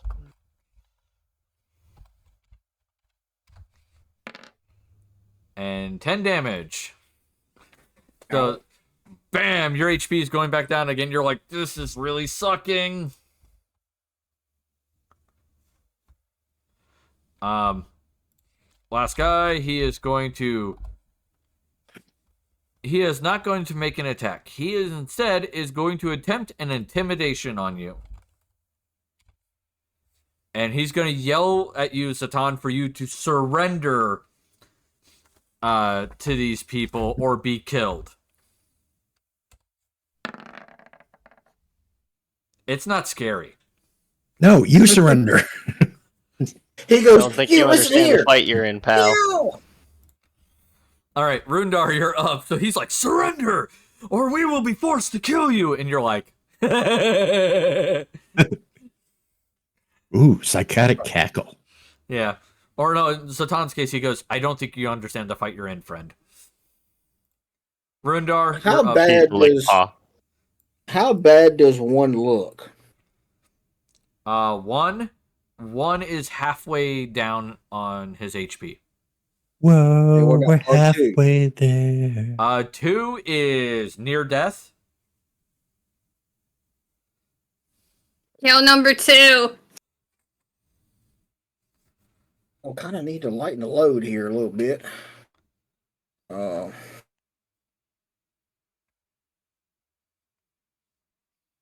not guaranteed. Number 2 feels like crap then. Yes. Number 2 is not doing healthy. He's not a healthy person. Oh my goodness. Oh my. I'm All right. hoping you guys are learning some valuable lessons about how combat works in D&D. Nope. I hit things or I don't hit things. Welcome to Fighter. There is such a thing. I picked up a few things. There is such a thing as tactics in this game, and I'm hoping We're not we're not using any of them. No, you're Telling not. Jake to Misty step first so he doesn't get smacked for no reason.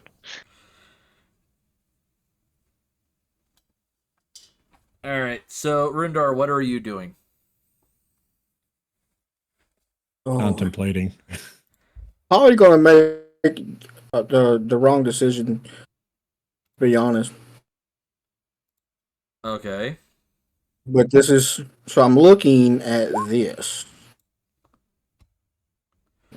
Guiding Bolt is not a bad choice. If you hit one that has so the target would take 46 damage and the next attack against it gets advantage, which is helpful.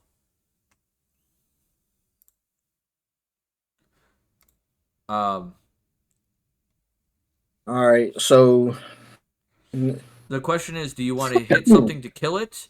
In which case the advantage part of that attack doesn't help. Or do you want to try to hit something with a lot of HP and give, say, Satan a way to get advantage on his attack roll and guarantee a hit? it's kind of what I was thinking. I thought I had a.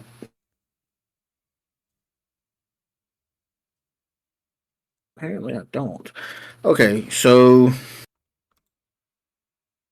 I think that's what I'm gonna. Yeah, I'm gonna do. Guiding Bolt.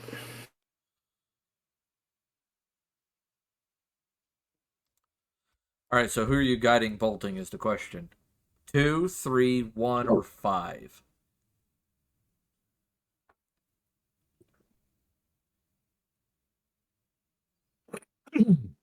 Number 2. One's frightened, isn't he? One, yes. 1 is frightened. So is 2. 3 is something. Yeah. I'm gonna go for the one right in front of me, number 1. All right, number 1, got it. Go ahead and make your attack roll. You make a ranged spell attack. Yeah. Jesus. A 10 will not hit. Almighty. Yeah. Yeah, sadly, you do not hit with your guiding bolt. But they know you're alive now. 5, 10, Yeah. 15. Oh, what the? I don't want to shrink him. 20, 25, 30.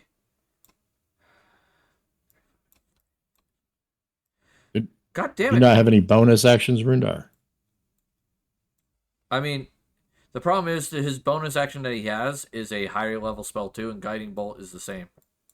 Oh, I didn't know if he Alright. had like a heal or anything. So that is pretty much his action right there. He has to spend his movement and his standard action chasing you. Wah. All right. I'm just gonna make him chase me. That's it. Yep. Like, bye. Actually, no, wait. Sorry, I miscalculated. He's 5 feet back. All right, Zatan, you're up. We gonna do the only thing we know how to do. Are you going We're gonna Are you gonna hit guard 2 then? Yeah, we're gonna bonk guard 2. Bonk guard 2. Got it. We're gonna boot the snoot. Question. Yes. If he kills guard 2, You can still use your bonus action to move Hunter's Mark. Hunter's Mark. The same applies with Okay. Hex. You don't have to be the killing blow. It just has to Okay. happen. Gotcha. All right. He is barely alive. Like, oh my god, just hanging on by a hair's breadth. Bleed out, boy. Bleed out. Jake Frost, you're up. Well, we're gonna start off with our shove again. All right. Go ahead and make your d20 plus 1, and I will make my d20 plus 1. Come on, baby. So you have to beat a 7. Remember, I you rolled get a one. 7. You get oh, one free. I rolled an 8. Where's the? You said I had to beat a 7. Yes, you have to beat a 7. Okay, so you I have rolled. to- I rolled a d20 just now. Where? It's on my screen. It says rolling d20 7. Oh, there it is. plus 7. plus 1 would be Oh. 8. 8. Yep, you're right. Never mind. I misread. I read yours as mine, and mine is yours. So my apologies. Oh, so yeah, I am going to re-roll that. So I got to beat what 11? An 11. All You right, have to so beat we're an gonna- 11. Yup. So I'm going to throw that some bitch off the ledge. Give me a second. Spartan kick. All right, so he'll take 7 fall damage, and he is prone. Okay, and then we're going to fire at guard 2 All right. with obviously the magic, and I get my advantage back because he's no longer near me, right? Yep, you get your advantage back because he's no longer near you. He's like, fuck off. All right, so he dead. Well, how dead is he though? Because he also gets that and that. All right, so it's 5, so it's 19. So he is negative 18 essentially. Excellent. So he is very dead. And well, let me ask you this, because I just used that shove was a bonus action, right? Yes. So I can't move Hunter's Mark? No, you can't move Hunter's Mark. That is correct. Okay. So you'll have to recast Hunter Mark later. Yep. But I can't do it during Hey, this. Inquisition. But I wouldn't be able to do Hunter's Mark during this combat turn, though, right? Because that's a spell and I've already cast it. Yeah. Okay. Cool. So that's it. Arendelle, moving 60 feet again. Yes. All right. Oh. Sorry to keep interrupting. Couldn't she jump to the top of the wagon and not be affected by the spike growth? She would have to make an athletics check. I'm just curious because like if Aaron walks where they just said they were going to, they'd be at a height advantage on the wagon, and they'd be Right. possibly able to So, jump on top of There it. are 2 options. Arendelle can make an athletics check or a acrobatics check. Just food for thought. So if you do that, you do have to make one of those 2 checks. It is a risk because if you fail, you will land in the spike growth. Yeah. All right, so that could be a problem. Where are the 2? The Arabax and Acrobatics or athletics. One's a dex save, or one's a dex roll, and the other one's a strength roll. Yes, I'm feeling I'll do like the Dex one, right? yeah, I feel like Acrobatics. acrobatics is more of what you probably want to do Okay. Oh wow. if you want to use that. Right. Or you could just keep running a circle around the damn thing. If we're, I if we're mean, ta- I could do that. yeah, if we're talking tactics, I would get up to right where you're at. That would put you on the cliff side, and then you might be able to jump over to the wagon. Yeah, like if you go there, you might be able to next round go for the wagon. Okay, let's do that then. All right. So there. Zoop. All right. So you were like, me, and this guard is like, son of a bitch. You do have a standard action still. How bad is guard 5? He is, out of all the guards, the healthiest. And guard 3? Guard 3 is halfway dead. Whoa, we're halfway there. Ooh, okay. And the same with guard 1. Ooh. Shit, I don't know what to do. Crossbow. I can crossbow. Okay, yeah, I can do number 3.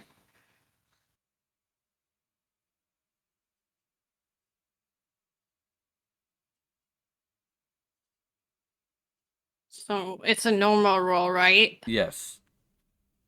Which means you also don't get sneak attack.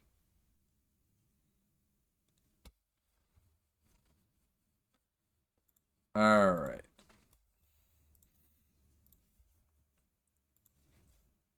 Let's see. A 9 will not hit, sadly. So, boom.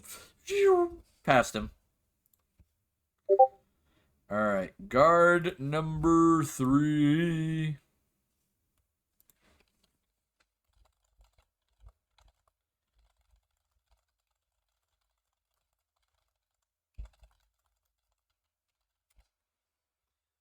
Alright. Guard number 3. Guess what, Zatan? It's time for bonk. Or in this case, no bonk. No bonk for you. No bonk for you. Guard number 5. I would like to bonk. Yes, you get to bonk. He gets to bonk. Oof. 11. Bonk. He bonk. Ow. Yeah, lots of ow. Alright, Dander again. I'm running out of spell levels, but that's okay. Dander will move here again. Actually, wait. I gotta move the corpse. Dander will move there. And cast Cure Wounds on Zatan. For 5. And bonus action, Zidane hasn't had to use his Bardic Inspiration yet, so Arendelle, you get Bardic Inspiration. 1 free reroll. So I can attack again? No. If you roll poorly and say you miss or something, you get to reroll it once. Where is that? On your character sheet, there should be a box in the top left that says Inspiration. Just click the box. Just so you know you have Inspiration. Okay, I did it. All right. Guard number 4 is going to get up using half his movement. And then 5, 10, 15. He's going to start going around to try to climb up the fucking rock again. All right. Bonk time. Come back up here. I'm pushing you back off. This time on Rundar. Because he's realized that Rundar is still alive. Oh, reaction. All right. And he will do 11, but you still get your reaction.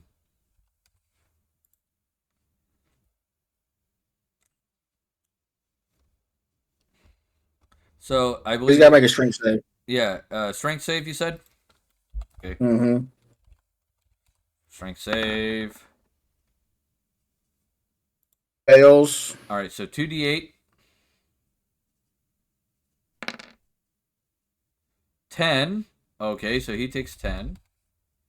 This guy takes 5. Bowling ball number 6, 5. Yes, in this case, they both go back 5 feet instead of 10 because he's going to slow down, but it's going to knock the other guy back, and that's why he took half his damage as the first one. All right, Rundar, you're at 0, so you get to make a death saving throw. Roll 20 again.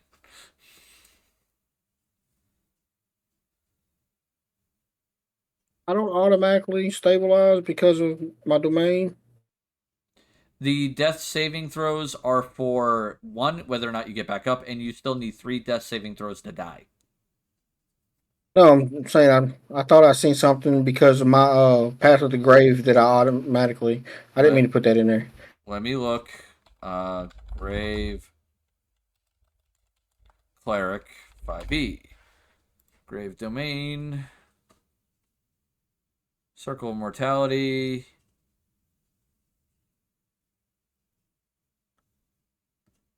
No, there's nothing there. Okay. It's just Circle of Mortality is If you ever cast a healing spell to heal someone who's at 0 hit points, you get maximum number instead. Right, yeah. All right, so that's 1 past saving throw. You need 2 more to be okay. Guard number 6. 5, 10. God damn it. I don't want to grab that. 15, 20, 25, 30, 35, 40, 50, 55, 60. There you go. So he's like, he's like slowly catching up. Zatan, you're up. He's We are going. He's just chasing Arendelle like with dedication. I'm gonna swing at guard 1 with my longsword. Okay.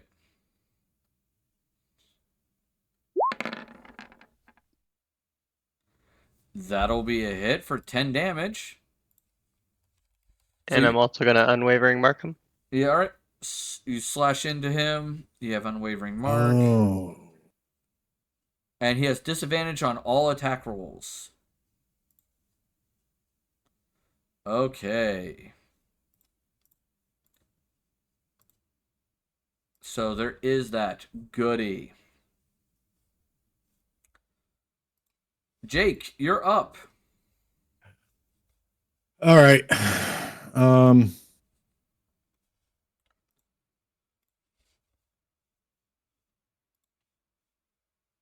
right, so we're going for guard 1. Okay. Take the shot. Excuse me. Jesus, yeah, that'll hit. And that also gives him, obviously, the Dread Ambusher. So he'll have to do the wisdom save throw against my spell save. Yep. All right, let me see what he's got for wisdom. Not good. Beat a 15. Damn. Yep. I rolled well, so there's that. On a failed save, it has the frightened condition until the start of your next turn, so it still is frightened even more. Yeah, just more frightened. Yep. So for once, I don't have other. Oh, I got to do my. Yeah. Wink 18. My hair falls out, but it grows back in 24 hours. Jesus, Jake is bald.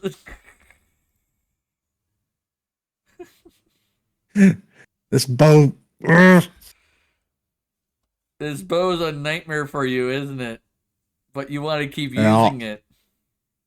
So I am going to use my movement to move over toward the edge of the archway here. Okay. I guess I can do that. Yeah, there. And I don't have any bonuses to run with. Okay. Moving on. Jake is now smooth boy. Yep, Jake is a smooth boy. Arendelle, you're up. What are you doing now? Are you going to make the attempt to jump to the wagon?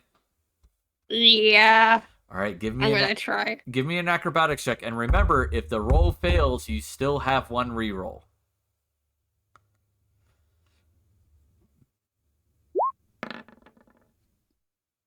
18. You need slightly higher. So I'm guessing you're using that reroll. Yeah.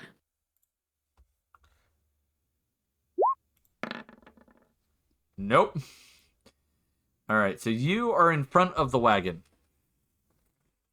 So if you move, you will take 2d4 damage. Nice. But don't move. Yeah, don't move.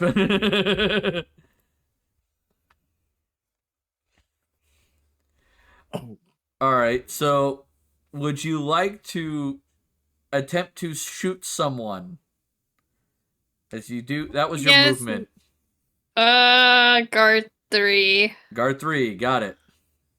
Go ahead and shoot.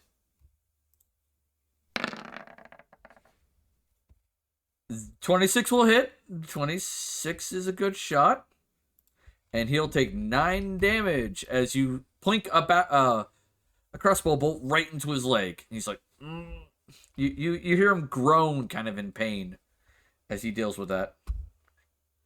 Guard 3 can't disengage from Zatan because if he does, Zatan will stab the shit out of him.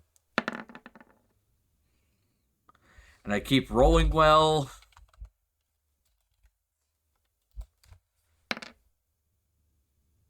Five. He's still alive. Tough kitty is tough. 5, 10, 20, 30. He's climbing up because he's like, okay, there's gonna need 2 of us to take out this little shit. That's guard 5. Dander's turn.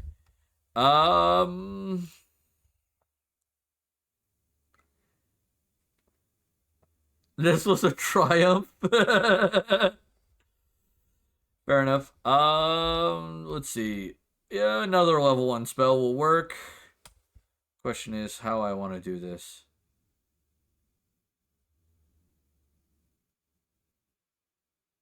You know what? Dander has an idea that may help. He is going to cast a spell on guard number 3. Tasha's Hideous Laughter.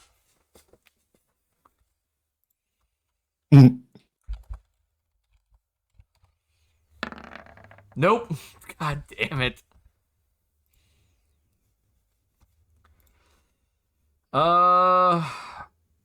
Shit, I just thought about something. Yeah, bonus action, Arendelle, you got your, this is the last Bardic Inspiration I have. You have your reroll back. Yay! Guard number 4. 5, 10, 20, 30. Guard 1. Zatan. Nope. Nope. Bang! Alright, Rundar! I cast Chrome Dome to blind the cards. Rundar, please give me a death saving throw. You've had 1 success so far. Okay. Just a second.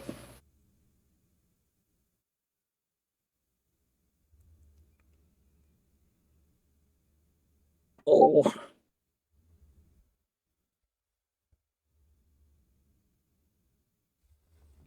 Spelling is not great. All right, that is 2 successes so far. Okay, hold on a second. You know what I just realized? Guard 6 can't catch me now. Not unless he wants to go through the brambles. The brambles.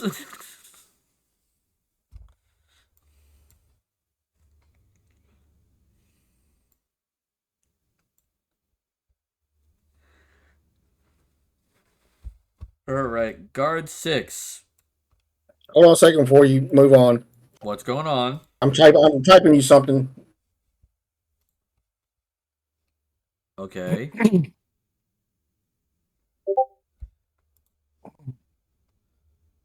While it's my turn. Give me a second. I need to look up something real quick because this is important.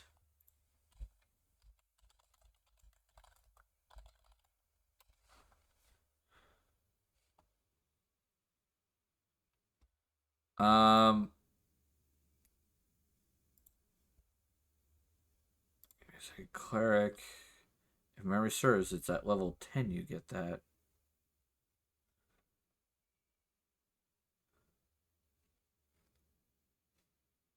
So I know there's only one way that I can do that. Because it's specifically to her. Right. All right. Give me a second. I didn't know if this would count as that situation or not. I'm gonna try something. We'll see what happens. Okay.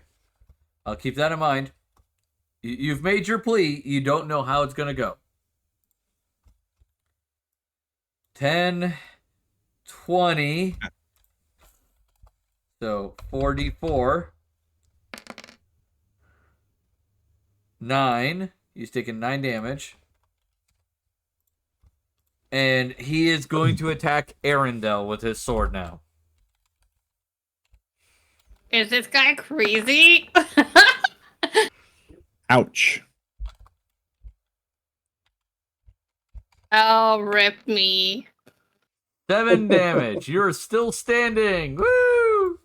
But now he's in melee range with you, which means you can shank him. That is true. I could. Satan, you're up. You're still standing. We are going to swing at guard number 3. All right.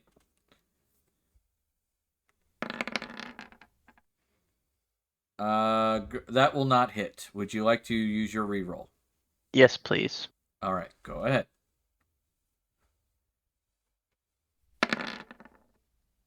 That will hit for 14 damage on guard number 3. And I'd also like to mark him. All right, you are going to mark him, of course. All right. Like in the cat sense of marking him, so you're just peeing on him? All right. Yes, Yes. exactly. Satan, I have a question. Have you used your action surge? Yeah, I used action surge last session. Fair Sadly. All right, Jake, you're up. All right. Can guard 5 or guard 4 see me? Not currently.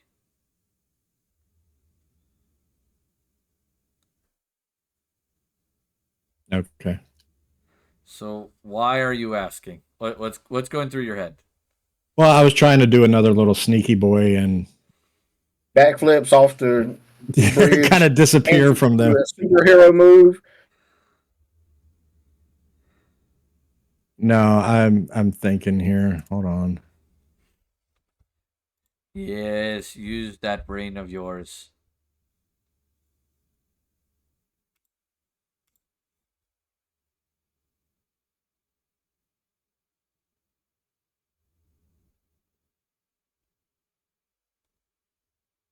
Yeah.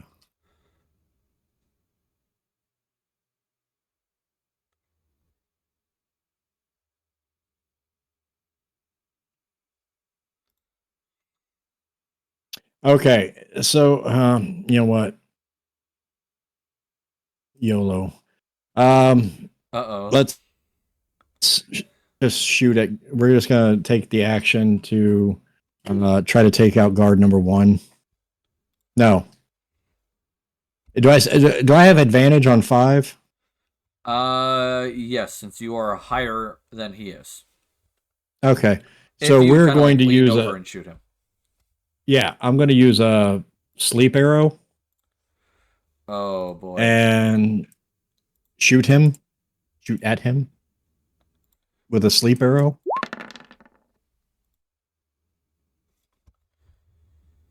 That will hit.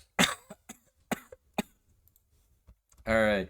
Let me see what. And I was don't gonna say, forget your wisdoms. I was gonna say I need my wisdom. That is a no. Hell yeah. All right, so that's going to be a 1d8 psychic. Yep. So we got what? 7 piercing, 6 on the psychic, and then whatever he gets from falling. And 1. He lands on a bush. Yeah, he lands on a bush. It's not a bush, it's a comfy bed. So you have Yeah, right. You have a movement and a bonus action. What are you doing with those? I don't think I have anything that it can be constituted as a bonus action. That I don't have anything. All right. Fair enough. Arendelle, are you going to proceed? Are you going to proceed to shank the dude? Yeah. Shank. Go ahead and make your short sword attack. Stabby, stabby.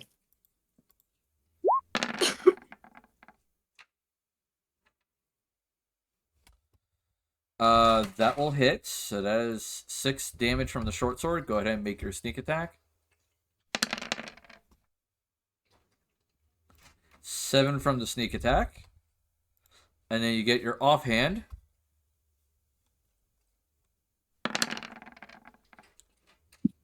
Nope. Alright, so that is your bonus action, your action. That is all you can do, apparently. Yep. Because you can't move. Because if you move, bad things will happen. Yep. Alright. Would a jump count? I mean, I'm spitballing. I mean, jumping up to the top of the wagon? That is still moving out of the thorns, which would cause damage. Theoretically, you poked yourself getting into it and would poke yourself getting out of it. Yeah. Right. 17 does not hit Zatan as guard number 3 swings his sword. Guard number 5 is still knocked the fuck out. So Dander's turn. I need healing. I would love to help you. Just give me a minute. All right. Dander is gonna cast he has one more level 1 spell after this. Who needs it more? I'll go with guard 6. Hopefully this works. Don't roll well. Yeah, damn it. Nope. Because he used this. So nothing there. Damn it. Why is it numbers? Okay, never mind. How does he got to roll? No, he doesn't roll. The guard rolls a saving throw. Oh, and he just hit. Oh. And he just beat it by 1. So it's just like... Ugh! Alright, so he moves up there. Guard number 1 is doing his attack on Zatan. Guess that's all he can do. And miss horribly. Yay, I live. Rundar, death saving throw. If you get one more, you stabilize. Oh, I gotta stabilize all 3?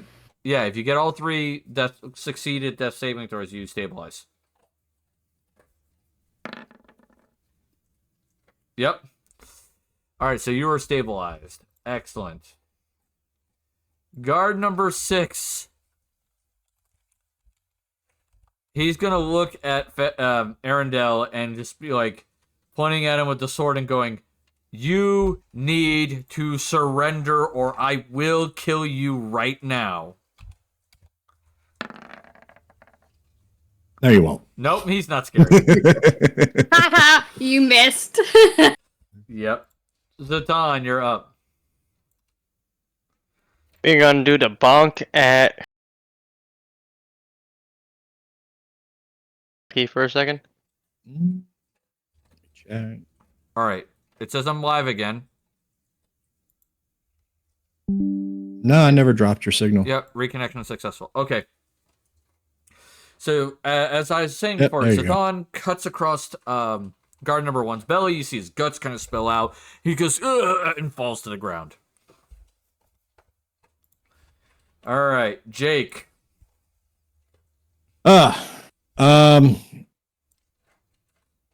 Would you like to take a 5-foot step towards guard 4 and push him off the fucking thing again? Do it. Do it.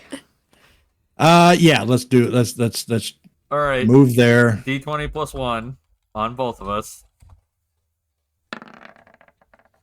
You have to beat a 15. Go on. Yeah! There he goes again. Yeah. Actually, no, you probably push him that way. Yeah, I don't want to push him on top of Dander. Yeah, nope. Throw him off, he lands on Dander. Yeah. All right, he takes 8 damage and he's prone. He's like, son of a bitch. So we're going to take a shot at. He'll never climb another rock again. Yeah. Number Take out guard 6. 3 and we're safe, or guard 6. Guard 6. Either or, you gotta kill one of them. Yeah. We're going to fire a round off at Guard 6. guard 6. And you roll with advantage, my friend. Yes. And of course, we're using the magic. Of course. All right, 13 damage on guard 6. Congratulations, he is now down. Yay! So, Woohoo! Oh, don't. I'm so excited about that. They sitting there going, Oh, come Jesus. on, it's intermission time. I gotta pee. Here comes my bold. All Hold right. on. And it's a 6, which is every time you talk, Yeah. those around you hear you backwards. All right. So before we get into Arendelle, we will take our intermission because I also have a puppy that's slightly whining. So Yeah. I have a puppy. Yep. to No, walk. that's not the puppy. That's me. All right. So we're going to take a 15-minute break. We'll be back and we'll finish this fight. Okay? All right. So catch you all in a minute.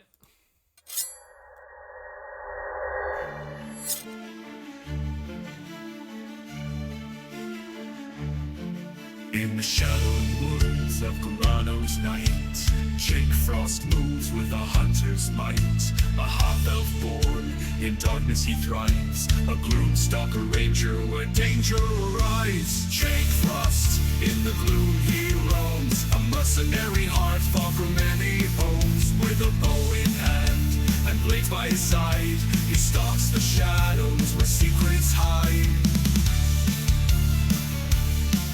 From the whispers of trees to the moon's cold glare, Jake walks the path where others don't dare. A mercenary's coin, the price he's paid, but in the dark his debts are laid.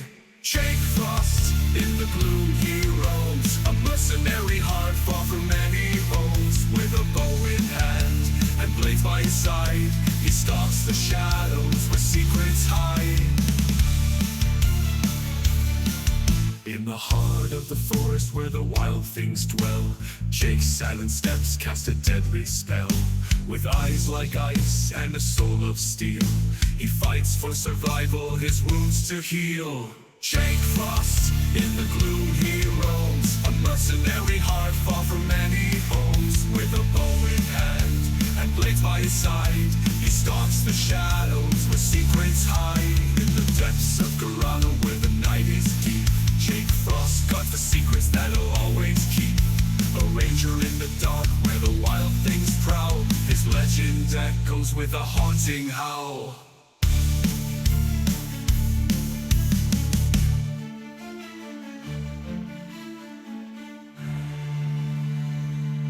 From the whispers of trees to the moon's cold glare, Jake walks the path where others don't dare. A mercenary's coin, the price he's paid, but in the dark, his debts are laid.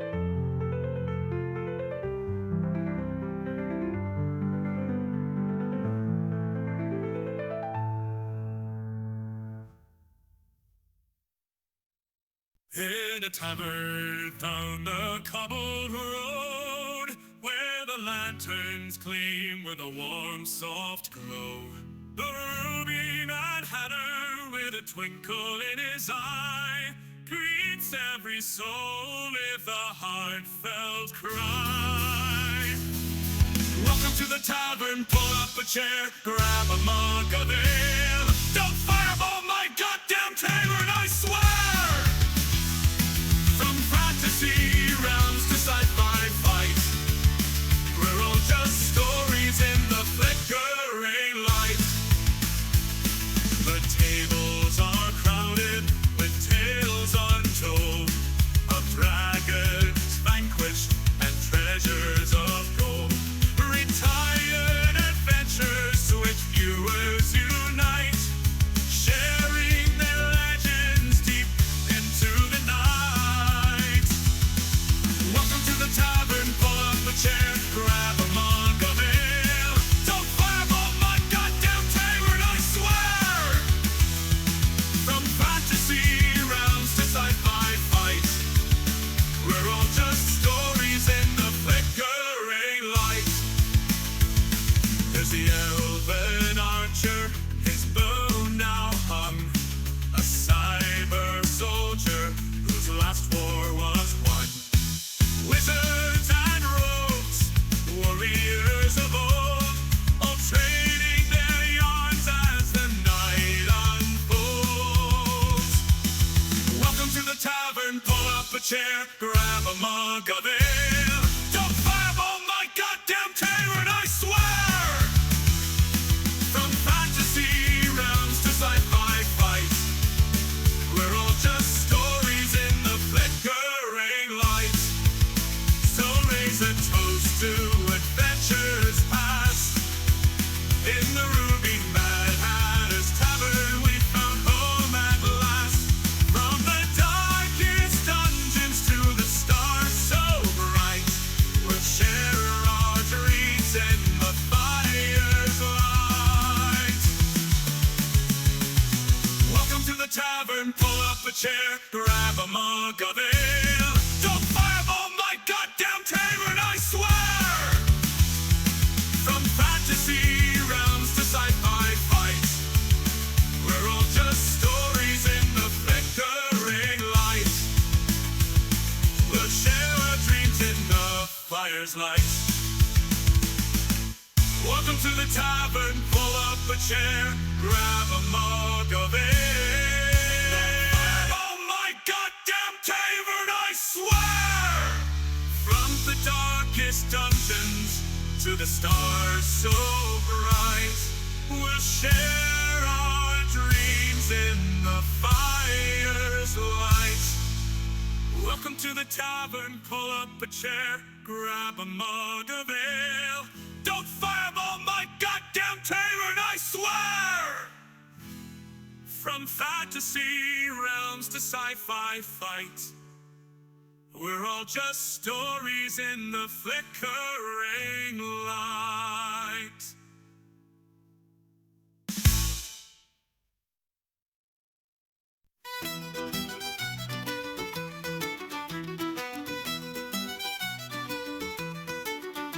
In the heart of Gorono, where wild winds blow, was born a child of shadow with pain to know. His mother was a huntress, his father a thief. Jake Frost was caught between light and grief. Oh, Jake Frost, with eyes so keen, a blade in the dark, a force unseen. He walks the line between light and night, a hero forged in shadow's light.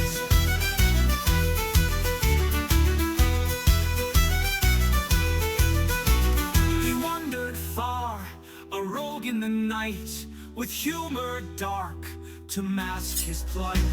But in the jungle's depths, he made his stand. All right, welcome back, everybody.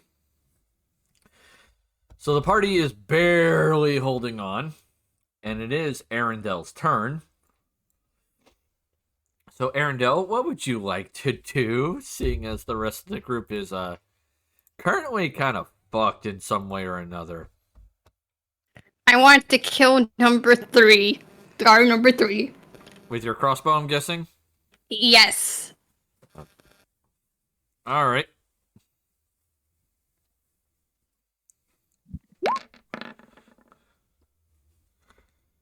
A 15 will not hit. Boo. Yep, sorry. Without living up to your name. So you went tunk, and like bolt goes flying across. It kind of skids in the dirt. Guard number 3. He is going to take a swing again at Zatan.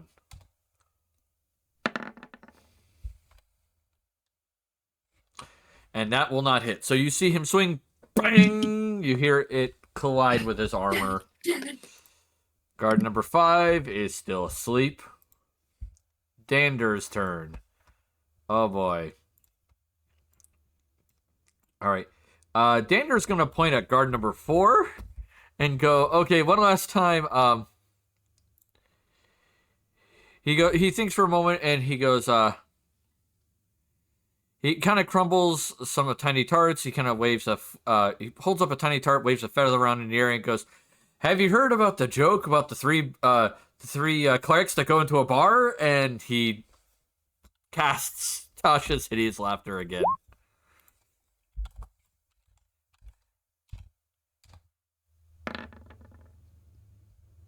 God damn it! Nope.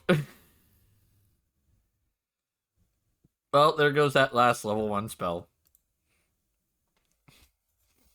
Alright, guard number 4 is going to stand up. 5, 10, 15. He's going to go there. And he is going to take his sword and just slam it into Dander on the flat side.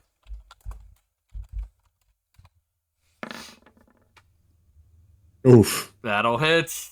Let's see what he does. 8 damage.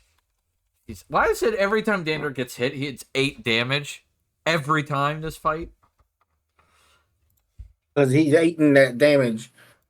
Yeah. That joke was much better than Dander's. Yeah, apparently. Alright. So, Rundar, you can't do anything right now. You're just unconscious. Zatan, he messaged me saying he was in the middle of getting his food. So, if you give me a minute. Yeah, he says bonk. Bonk. He says, yes, we are to do bonk. So, he's going to bonk guard 3. Alright. Two-handed, normal roll. A 14 will not hit, sadly. Jake, you're up.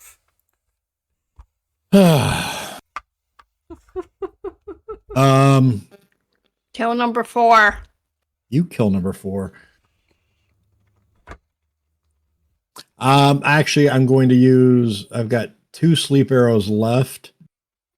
So I'm going to fire a sleep arrow at guard 4.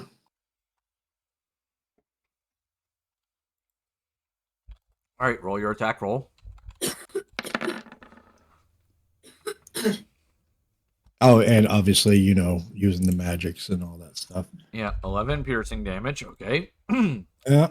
And he needs Hit his me will with- save. I think he's asleep. He's asleep, and I believe that would make him frightened as well, right? Yeah, but sleep overrides frightened. Oh, well, there's his psychic damage too. Yeah. All right. And the bow says I am Surrounded by dancing lights. more dancing lights. More dancing lights. More disco. More disco. Arendelle. You know me. I'm gonna try to kill number 3. All right.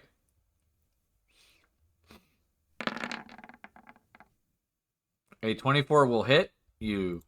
So your bolt flies through the air. You can see it sink into like his back, his lower back, probably on the right side. And you just like his back kind of arches for a bit, like as if someone just essentially punched him there. And he's just like, oh, okay. Did it punch him hard enough to move him 5 feet out of the circle? No. He's going to look at the fact that the other two guys are asleep. Everybody else is dead. And he's just going to look at everyone and go, they pay us well, but not well enough to die. So he is going to take his sword and just lay it on the ground.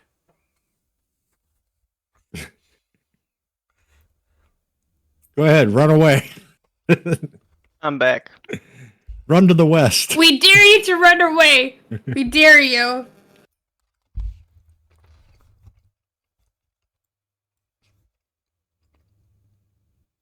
He'll think for a moment and go, no, there's thorns and shit around me. I know better.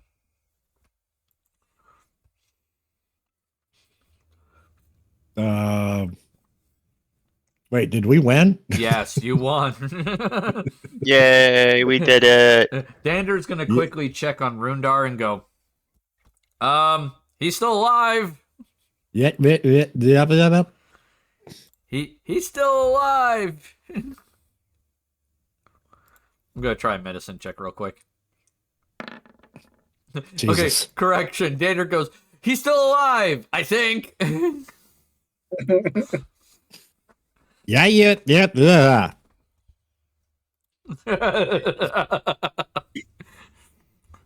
Dander's going to look up at Jake and go, I think he got hit with a spell or something. Yep.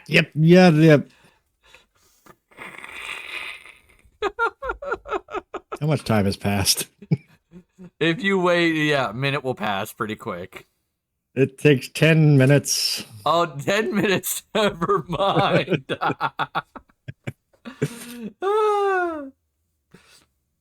Are you going to let go of your thorns so that Arundel's not stuck next to the wagon? Yes. Okay. I don't know how to say yes backwards. Yeah.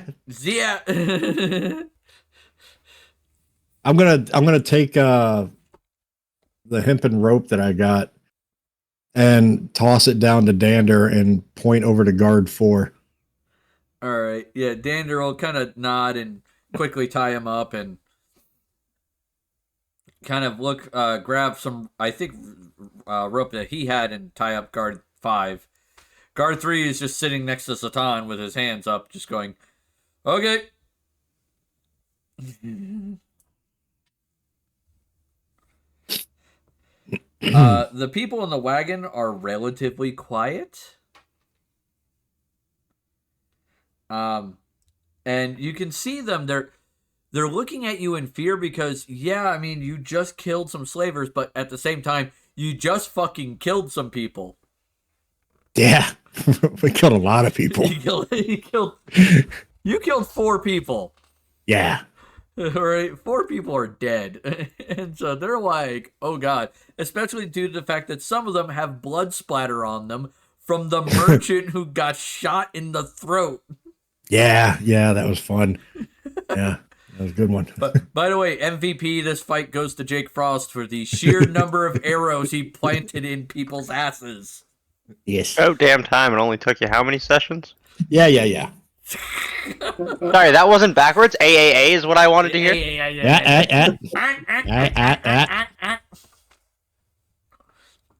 Sounds like the fucking Martians from Mars Attacks. Yeah.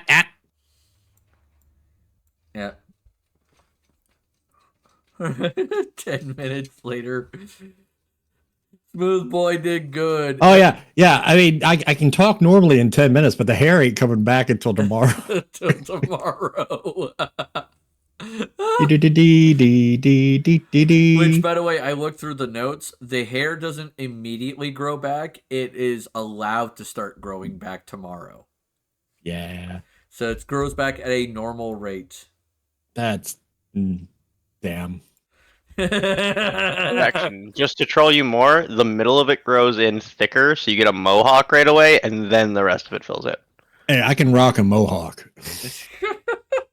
You get the reverse; it grows in on the sides and not the top. So, 5. I got the Picard. Okay, I could do a Jean-Luc. Yeah, let's go. So guard 5 is tied up. Guard 4 is tied up. Guard 3 is like, what the fuck? I'm fine, Jersey. It's just laughing and coughing. All right. So, Arendelle, you're next to the wagon. What are you doing with the wagon? Oh, check to make sure everyone's safe and not hurt. Give me a medicine check.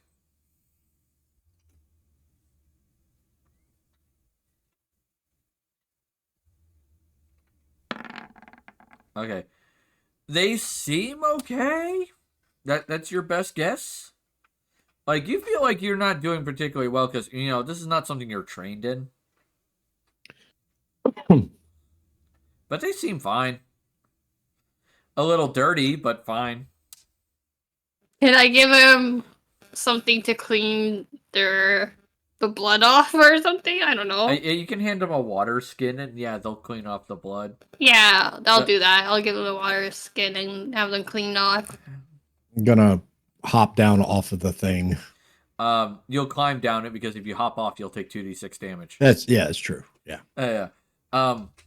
So you hand them the water skin, and you'll see, like, for a moment, they'll argue over the water skin, and then suddenly you'll see, like, several people yell at the people you're arguing, and then the water skin will be handed to the child, and the child will drink it. Not get cleaned up. They'll drink it. While I'm sitting next to Rundar, can I hit him with cure wounds? Yes. That's a level 1. Yep. I don't have a great cure wounds, but I can get his ass back on his feet. Yep. All right. Rundar has 9 HP. All right. So Rundar. You're right there, bud. Rundar, are you there? Ooh, that was a hell of a ride. Rundar, in your near Let's not do that again. Yeah, in your near-death experience, you did get to see your goddess, and she informed you it is currently not your time. Go back. You have work to do. But I'm glad that you're okay, but I think you might want to check on the people in that wagon over there. Man, do you not see all these holes in me? I see a lot of holes in you, but I also see a lot of people that have been doing a lot more suffering than us. How many times have you died? Go help the downtrodden. I'm gonna go over there, check on him. Starting with the kid. Medicine, please. God, I hope our cleric has like a high. Look, if I don't get this, it's because my brain has not quite got back into. He's leaking all of his wisdom. Yeah. Oh, thank you, Jesus. All right. With a 23, you go over the wagon. These people are malnourished. They're dehydrated. They have been, in a lot of cases, beaten severely, had the wounds healed, and then beaten again. The biggest people who have had the worst treatment was mostly the kid, the invalid, and a couple of the guys who looked like they probably started issues for the slavers. The people who have been beaten the least are the 2 women in there that are you would consider traditionally pretty. And it looks like they were mostly staved off to make sure that the merchandise wasn't damaged.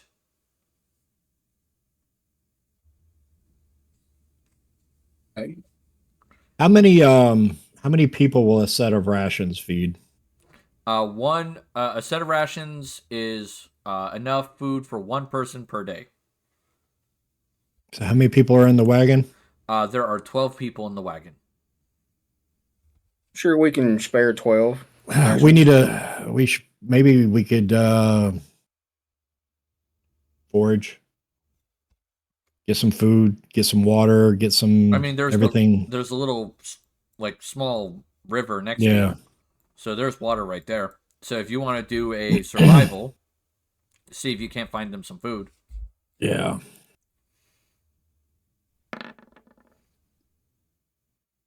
All right. So Jake, off you go to go find food. Mm. Oh, Zatan's gonna help you.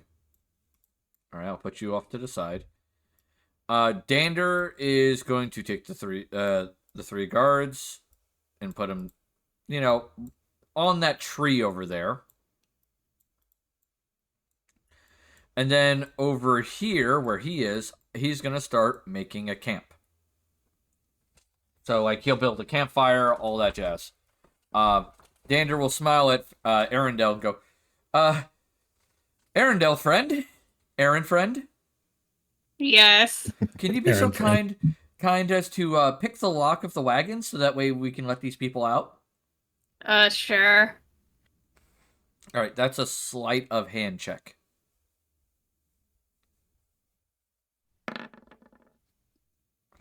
See, now everybody's rolling well. So yeah, you pull out your thieves' tools. You quickly, deftly unlock the lock, and it falls to the ground.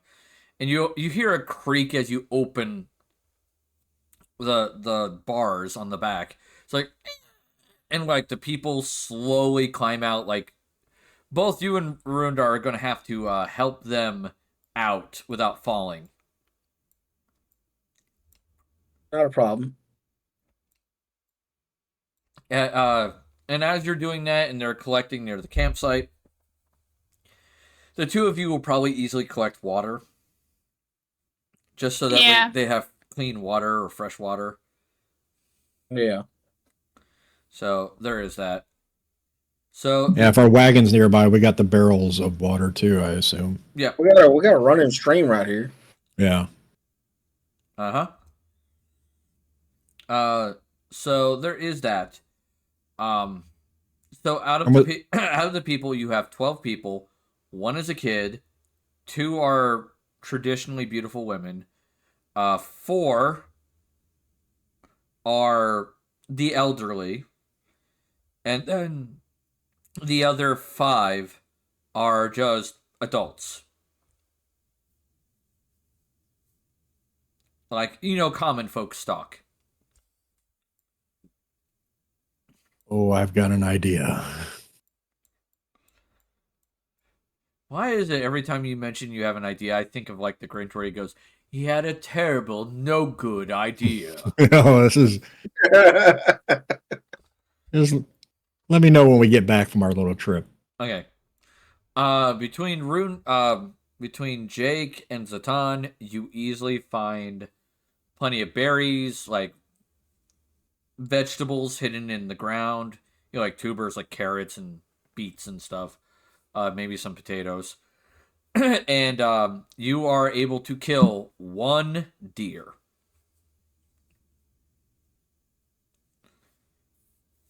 And you can harvest that for meat. So lots going on there. Wait.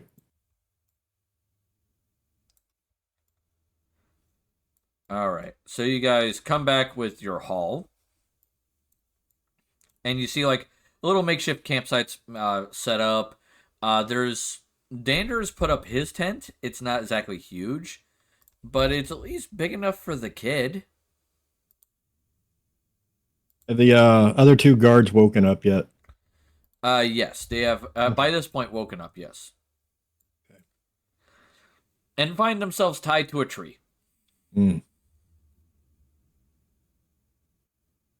about to find a lot more. Oh. Are we back? Yes, you are back. Zatan, I need your help. What do you need? I want you to help me gather these bodies. And we definitely need to check them for loot and stuff as well. Oh, so. we will. But let's pile them up right here. Okay. So you get the 4 bodies and you pile them up. Perfect.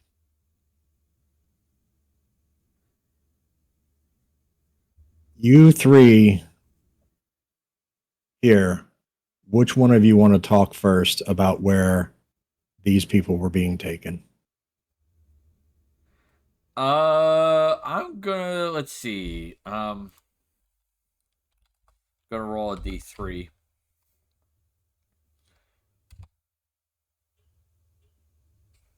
He's gonna roll, there we go. One. Okay, guard number 3. He goes, where they're being taken or where they came from? Both. He thinks for a moment and goes, we were taking them northward to Visalari for the market there. They came from a village to the south and a little west of the river. And you knew where they were being taken to and what they were being taken for, right? I mean, that's what we're paid to do, yes. Good. Were you paid well? Apparently not well enough. Oh. Okay. You guys hold tight. Zatan, let's strip these down. All right. Strip these boys down. All right, so Do you have any rope on you, Zatan?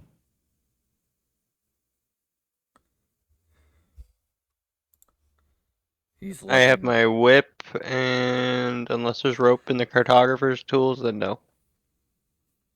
Just my whip.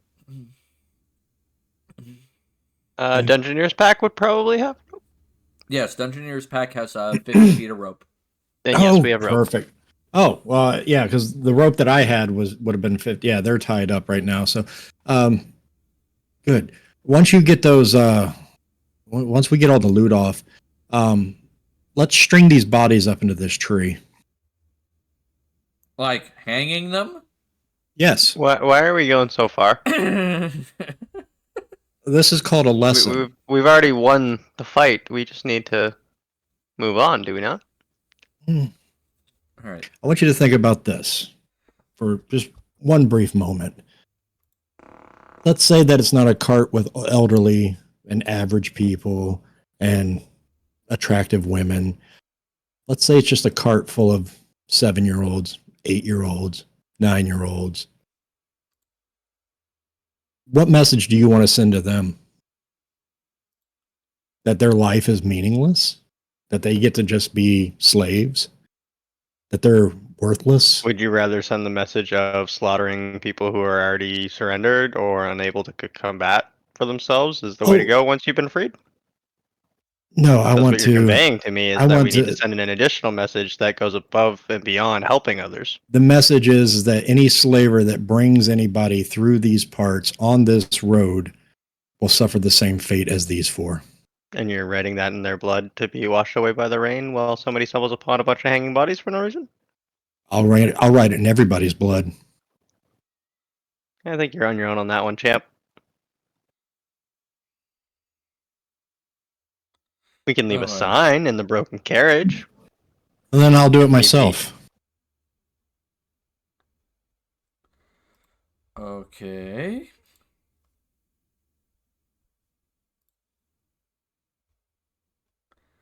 So you're writing us a message in blood? Is that my understanding? Jake? Jake would like to use the bodies to convey that anybody who passes trying to do slave trading will suffer the same fate. All right, so you're just pretty much. You're gonna hang the 4 dead bodies and leave Yes. the 3 guards still tied to the tree. Oh, I haven't gotten to them yet. Hold on 1 second. Oh boy. He ain't dead.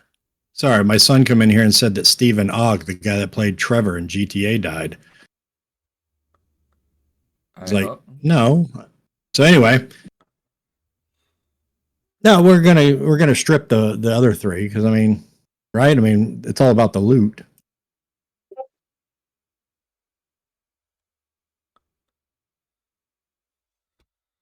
Okay, so you're stripping the loot. Okay, let's get with that first. Yeah, let's get all the loot taken care of first, and then I'll send right. my message. So the 6 guards, they all had a longsword. Each? They each had 1 longsword, and they each had 1 javelin.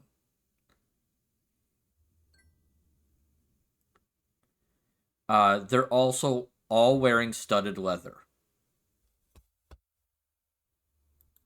6 sets of studded leather. Yep. 6 longswords, 6 javelins. Hmm. The merchant had a short sword, a hand crossbow, and 3 vials of poison. I'll take the poison. I caught it. Of course you did. And their monetary, any gold, silver? In this case, the fighters don't have gold right now. Oh, they were going to get paid on arrival. They're getting paid on arrival. The merchant has 100. Is it 100? Let me make sure I'm reading this correctly. What do you have? Oh shit! The merchant is having 150 gold. So if you split that evenly, everybody gets 30 gold.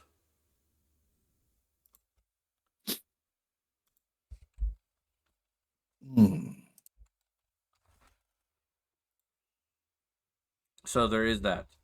It seems the majority of the money these guys were going to get paid was in the town upon delivery.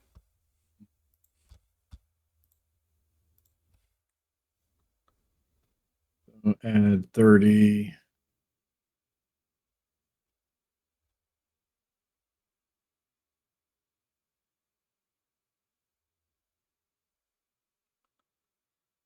Cool. Obviously, the long swords and all that can be divvied up amongst everybody else. I have no use for them. Yeah. If anybody has any need for that. If not, they can go in the bag of holding for sale later. Yeah.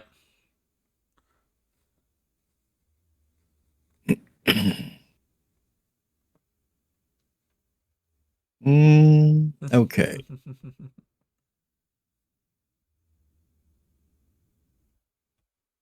So the 3 that are still alive, they should be pretty much down in their underwear now, right? Yes. And yeah, they're down to their underwear. Congrats. All right. Cut them free.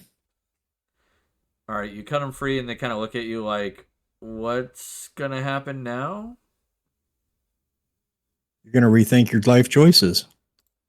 Look at this as a second chance. Okay. Now run. And they're just going to run northward.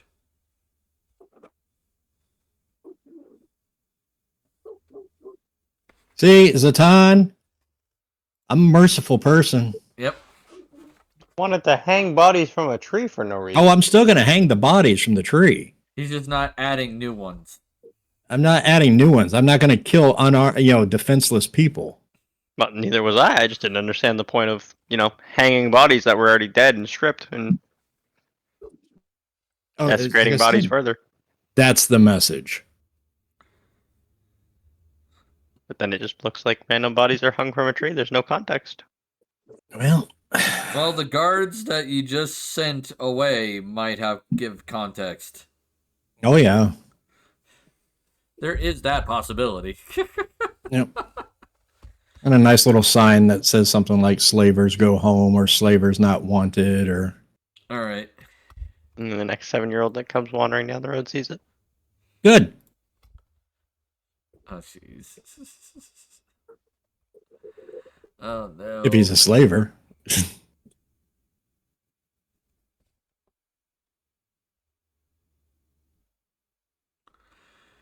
All right, so you guys spend the evening getting basically the people situated in a makeshift camp. So there is that. Yes. So the question then becomes, what are you guys doing with these people?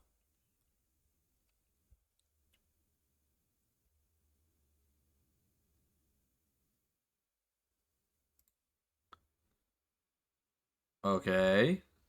Send them with any extra supplies we have and allow them to take the carriage and whatnot. They can take the wagon. They're free. They can go home. I would suggest that they stay off the main roads. Or we could turn them back south the same way we're going and travel together to make sure they at least get to the next town. Yeah, that works. Just as a whole, it's entirely up to them. Would be my attitude towards it as to where they'd like to travel. They're free now. And if we're feeling generous, we could take the armor and the swords and find the most able-bodied of the people and equip them so that they have their own guards. That's actually not a bad idea. Yeah. And if we're going to escort them south, now we have our own guards.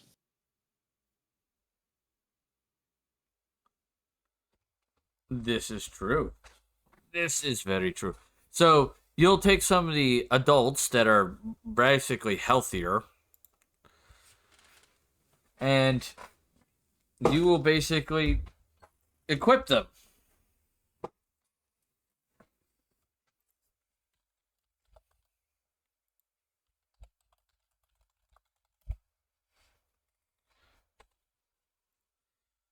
All right, so they're equipped with swords, armor, and all that jazz.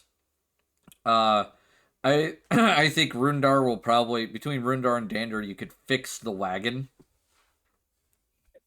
I can mend. Yep. Now the question is, Zatan.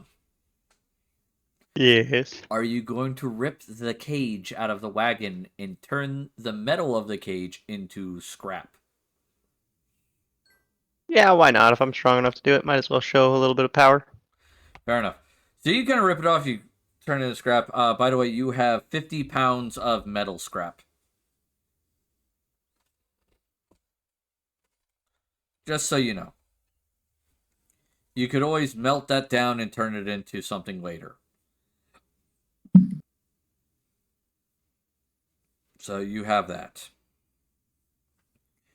Other than that, you do find a promissory note saying, 1 dozen slaves to, the market, essentially. Upon arrival, there will be a payment of 30 gold per head. If any of the people that are brought have special skills, additional funds may be allocated.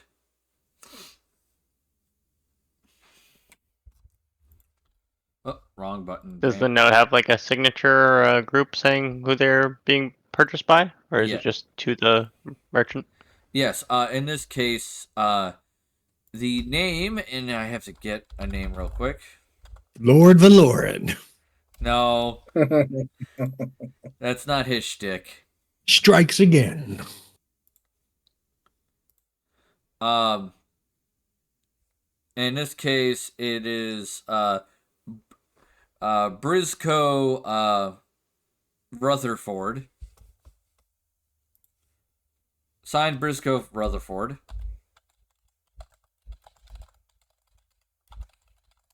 Is the name that we know, or? No, but the other one may draw attention. It says Briscoe Rutherford of the Emerald Raptors. So at that point, a check is needed. In this case, history. Oh, I'm going to fail this. Winning. I actually got history.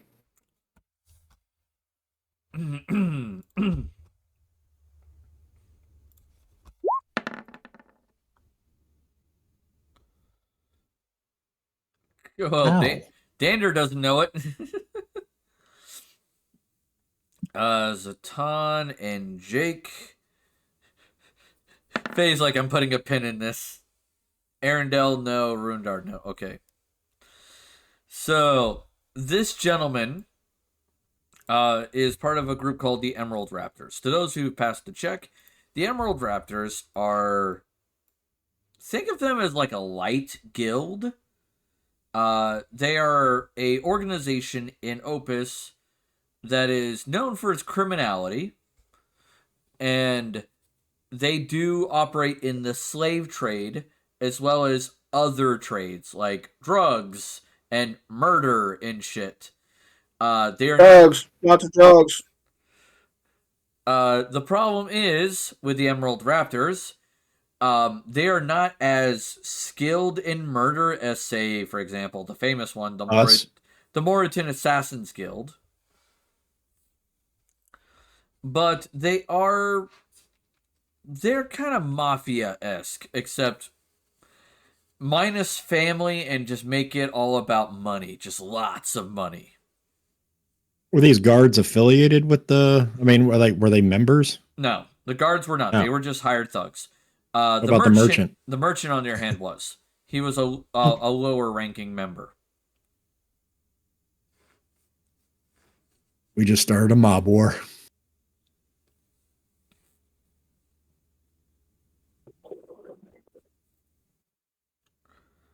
We did pretty awesome here. I think we'll get through it. They're Dander's like, they're called the what? Emerald what? The Emerald Raptors. Raptors. Okay.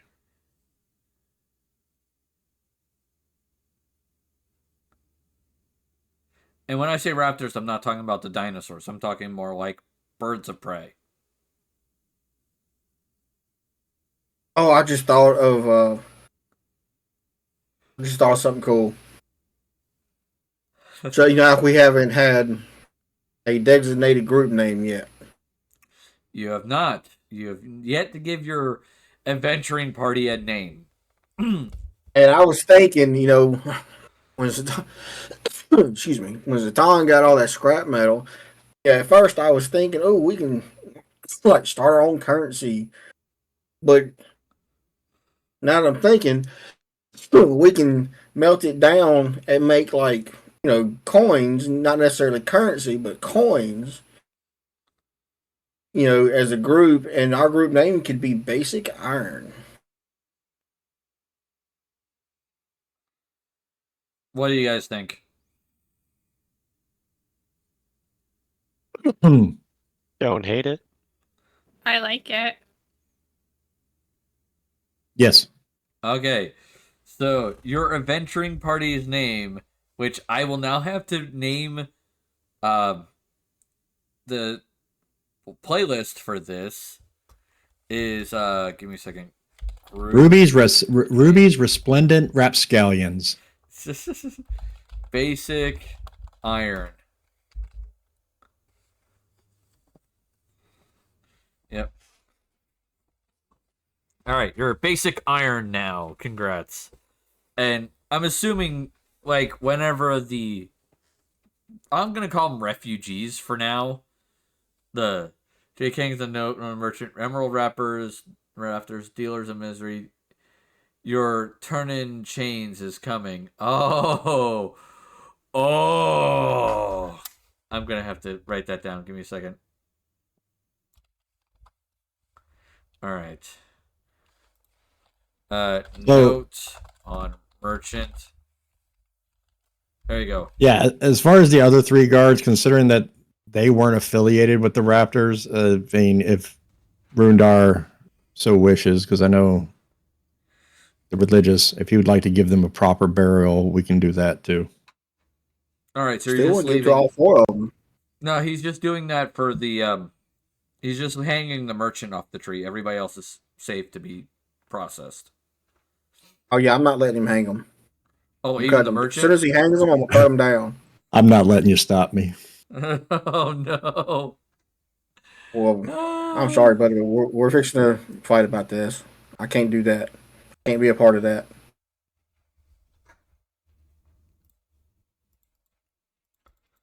Let me see here.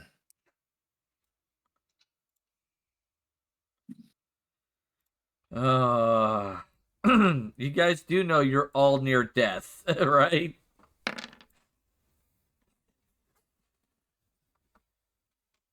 Rundar, are you healing yourself, I'm guessing? As I'm telling him this. Alright.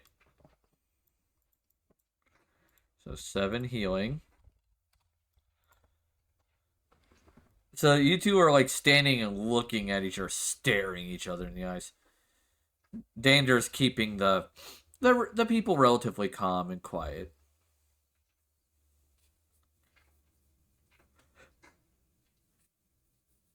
I'm gonna add that this will not be part of our story. It's not our story. It was my story long before I met any of you.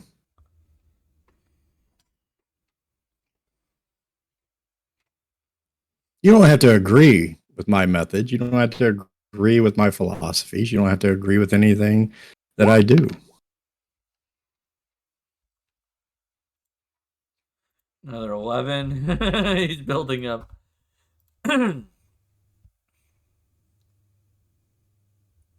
No, you're right. I don't have to like or agree with anything that you do. But I will not be a part, nor let anyone else be a part of a group that I'm associated with that performs heinous actions as such. I'm asking you to not go this route. I mean, don't go this route. This route has long since been gone down.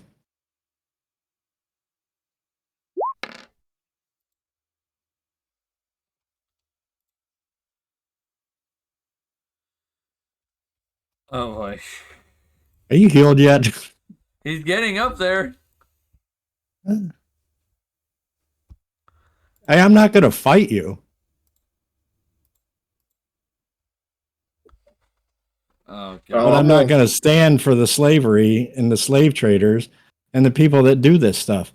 I dealt with it with my father. And I'm sorry, and I do not disagree with the slave trade either.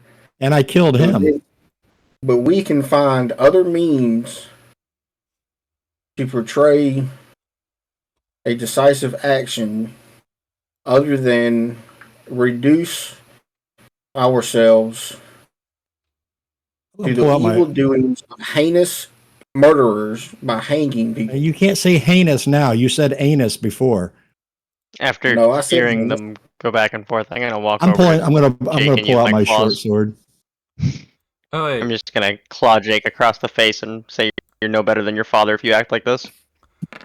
Oh.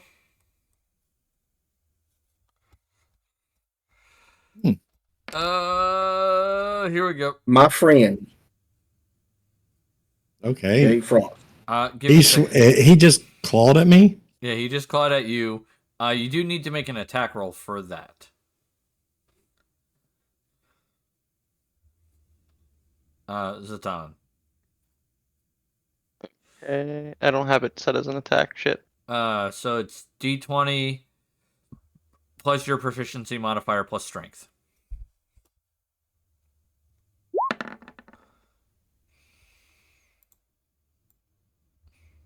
That hits.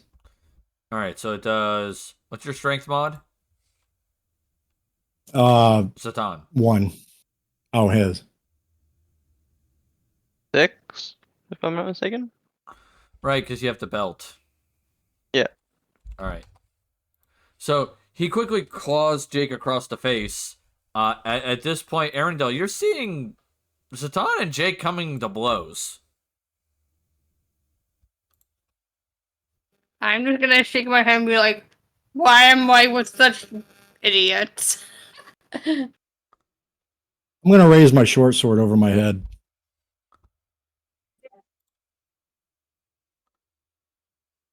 Like, and then I'm gonna cut off the merchant's head. All right.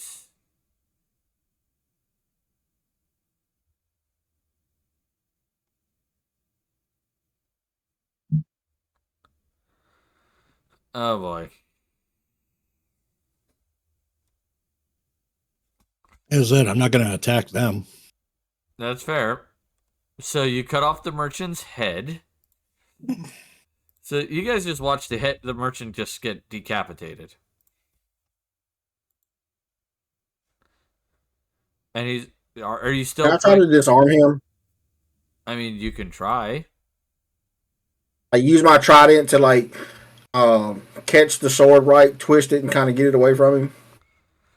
All right. I've already beheaded the merchant, right? Yes, you've already beheaded the merchant. No, he doesn't even have to try to disarm me. Again, I'm not attacking them. I'm not swinging at them or anything. All right. So, yeah, Rundar, you kind of move your trident into position and kind of like catches the sword. He just lets it go and hits the ground.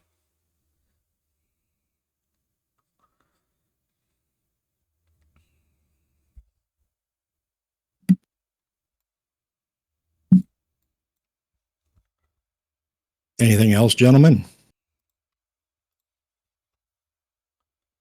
Surrender your bow. No.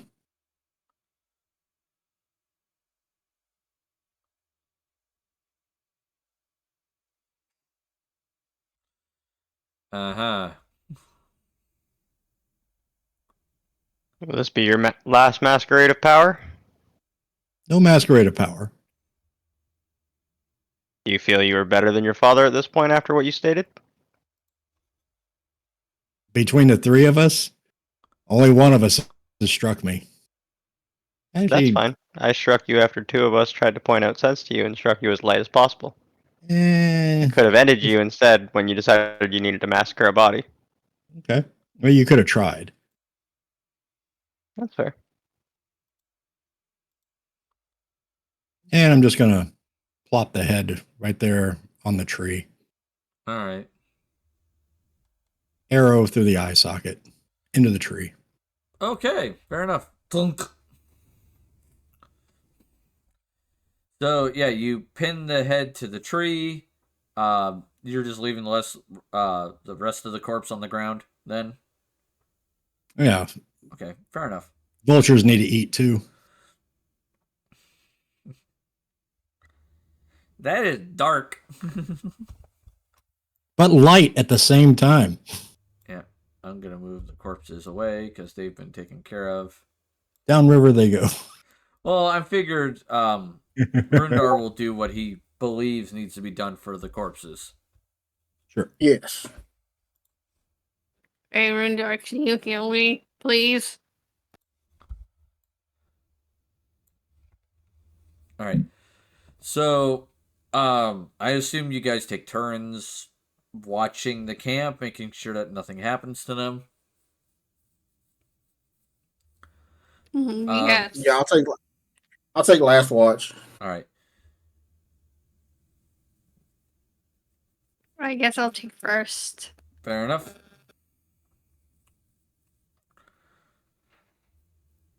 And Jake, do you take middle or do you not take any? I'll take middle, but I'm gonna perch myself up here away from everybody.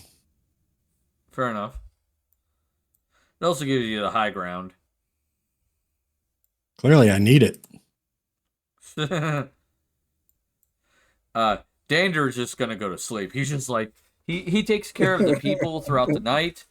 But as soon as everybody else starts going to sleep, he goes to sleep.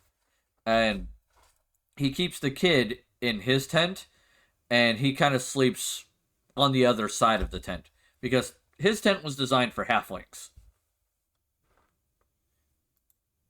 So he's keeping the kid safe.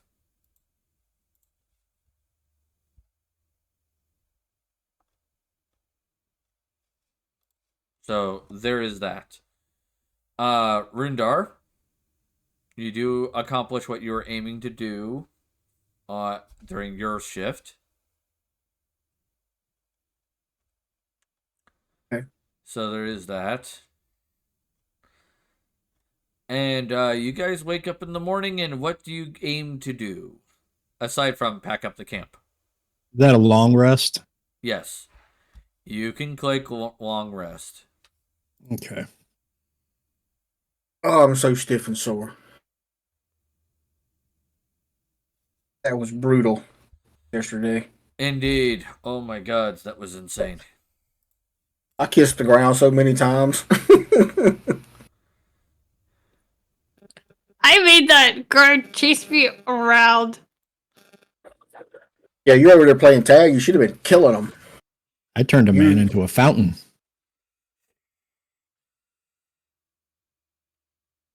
You know, gotta tease them a little bit. Oh yeah, the merchant. Yeah.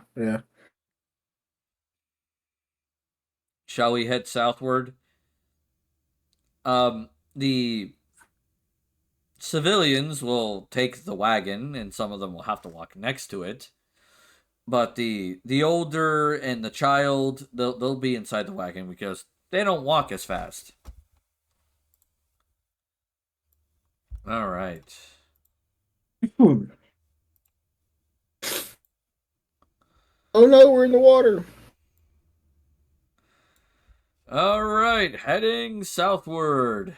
All right, so it will take an extra day on your journey to head to their village, which is next to the river, but it's between the river and the woods. So after a couple of days, you arrive, and they are excited to be back home. And there is quite a few people running forward, like hugging the people who were taken, and they're so happy. You see an elderly couple kind of approach the child. They kind of pick him up, hug him, and there's lots of crying there.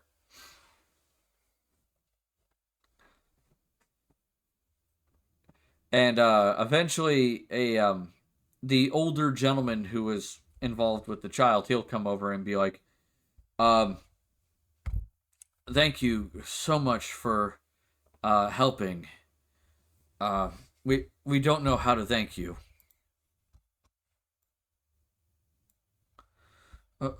What are you all called? Who are you? We're called Basic Iron and One Idiot. Okay. So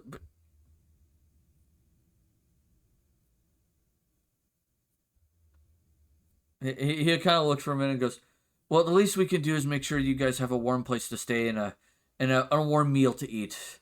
It's the least we could do. I'm sure there are multiple people in town that will be more than willing to house and help feed you, depending on where you want to go. Because no one person can house everybody here.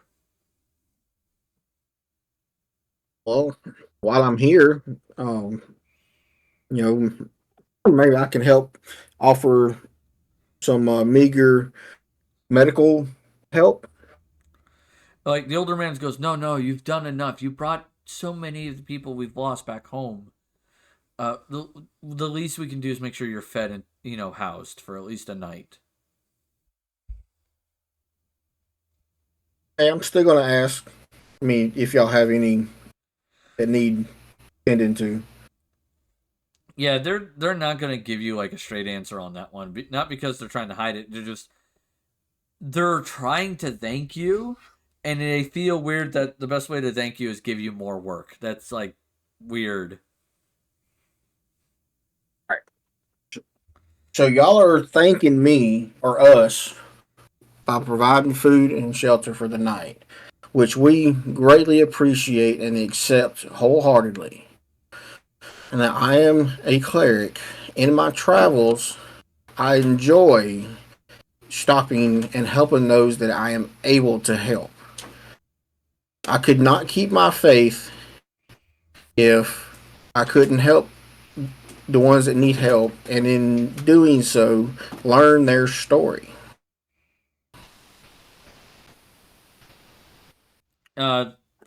The older man will think for a moment and go, all right, we'll find some people who could use your skills, but it'll take us a little bit, okay? Please forgive us. Not a problem. I'll be here till morning. Yeah.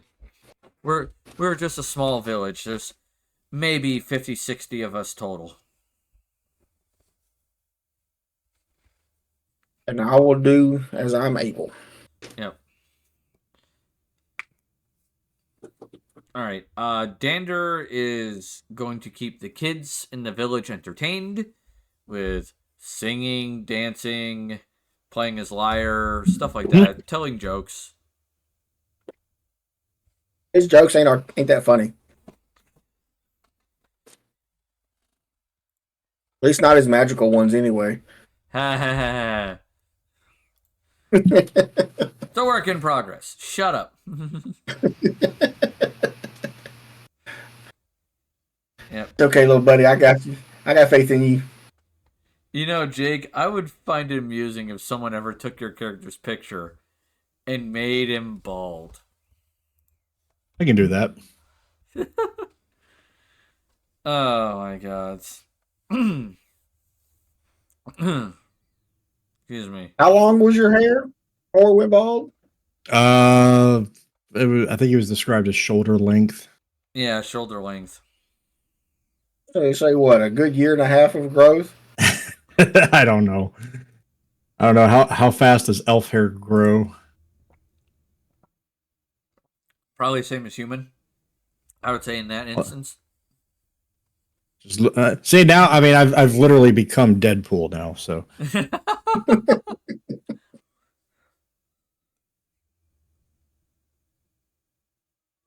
not just bald smooth. yeah. So there's an off-table discussion there. Jake's got a bond of freedom, but he also has flaws of reckless impulses.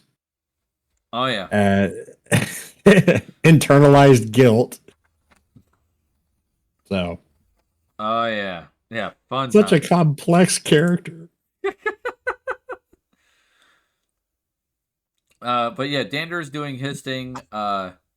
Arendelle, there's a couple ladies in the I would say village that have smiled upon you, mostly the older ones, who are trying to hook you up with their daughters. Oh, I thought you said them cougars were pouncing. No. Not this time. So it's up. It's up to Arendelle how to react to that one. I'll let her think on that. Zatan, the village blacksmith he'll be more than happy to house someone who wears so much good iron. Certainly, thank you. He will ask for some help in the blacksmith, though. The smithy. Of course, I'd love to. Yep. Working on the railroad. Okay, yeah. There you go. There's the new smooth boy. I love it. Yeah. Smooth boy.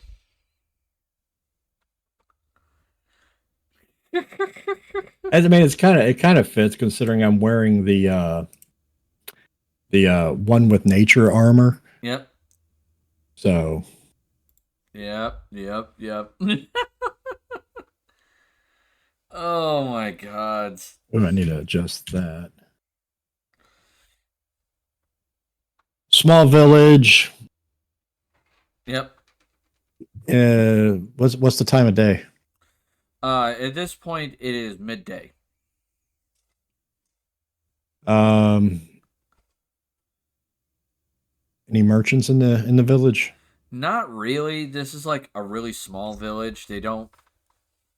While they are close to the road, they're relatively new. They've only been formed in like the last 50 years. Gotcha. So it's not something that has gotten a lot of garnered attention. Any of the village folk seem like be quick studies for become guards? I mean, you can make the attempt and see how well that goes. Yeah, I figure if we're gonna leave these guys here, and we should kind of not leave them unarmed, so to speak. Okay, fair enough. I will say you can give me. trying to think what skill would be good for this. Survival. Survival is if you want to teach them how to. I guess you could use survival and just be like, here's some basic combat techniques that you can use to survive. Here's how you make basic traps, so that way you don't have to necessarily do the fighting yourself. Yeah. So for the most part, you will survive. yeah, for the most part, you teach them how to make a lot of interesting traps, so that way if the slavers come back, they're going to have a hard time getting in. Because for mostly these people are not going to be particularly stellar at fighting. They'll be decent, but not great. Where's the kid? The 7-year-old? Yeah. He's with Dander and the other kids. Where's his parents? That old couple that you met. Yeah. Like, they are significantly old, though, in comparison to the kid. I want to ask Dander if I can borrow the company of the kid. Danner's like being tackled by like 2 or 3 other kids. He goes, yeah. One less will actually help here. So I'm going to take one of my arrows, and I know it's a 7-year-old kid, but these are different times, and give it to the kid and tell him, like, look, if you ever find yourself in another situation like that, keep this on you. And we're going to kind of break the arrow down so it kind of becomes sort of like a makeshift dagger. Okay. And just kind of show them, like, look, just don't get in that situation again. And give them some basic understanding of what to do with it. Fair enough. Okay. Showing my Tinder side.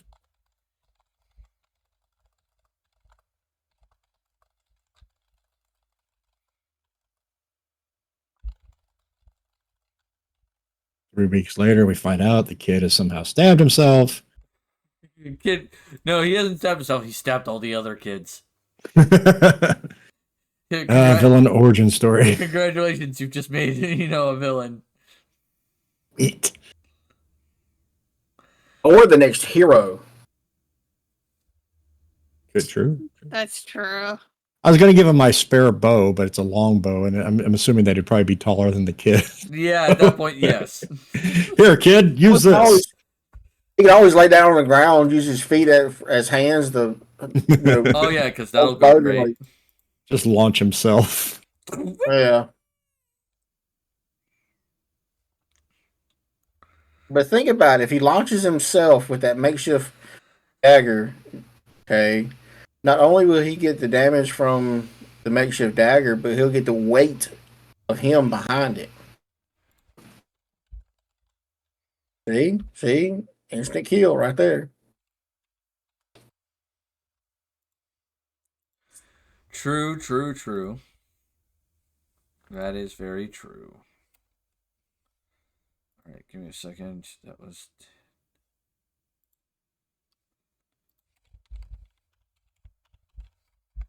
All right. Sorry, I have to collect a few things. Because, good gods, there's some XP to be handed out while we're talking. We like those. Yep.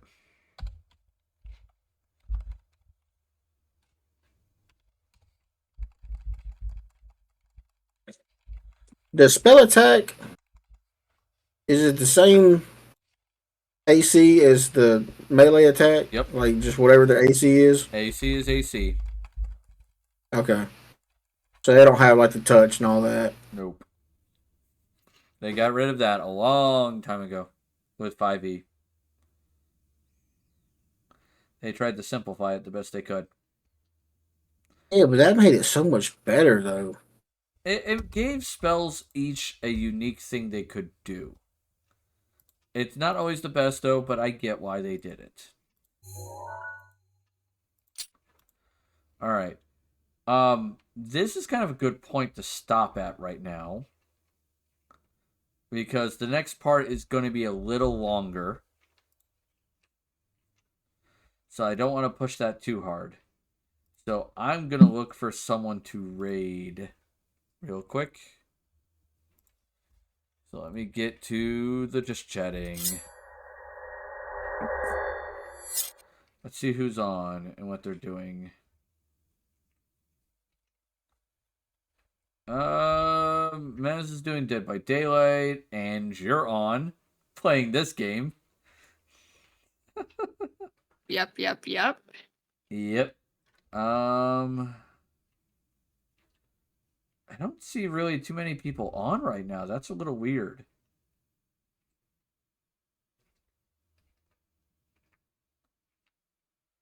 I guess I could do Mez. I mean, Dead by Daylight's not terrible. Let's make sure they're still playing for a while. Yeah, looks like it. Looks like they're barely surviving, but they're surviving. All right. I want to thank everyone for joining tonight. I appreciate you all being here for Fable Friday. Join me for Multiplayer Monday, where I will be playing. Let me see what is on the docket this next week. It should be Star Wars: The Old Republic, the Jedi team. Then there'll be Tabletop Tuesday with RimWorld.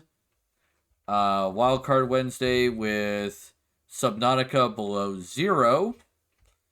And then this game will continue next Friday. I know Tuesday is also Election Day. There's the very real possibility that we're going to be somewhat keeping an eye on what's going on. Like, it's not going to be the main focus of the conversation, but there will be updates that we will mention as we are streaming. Alright, so there is that. So, if you are one of my many tavern visitors, please use the follower raid message. If you're one of my many tavern patrons, please use the subscriber raid message. Do D20 to cast vote. Oh god, no. Alright. Fire, of course, you fucking pyros. We don't know what you mean. Uh-huh.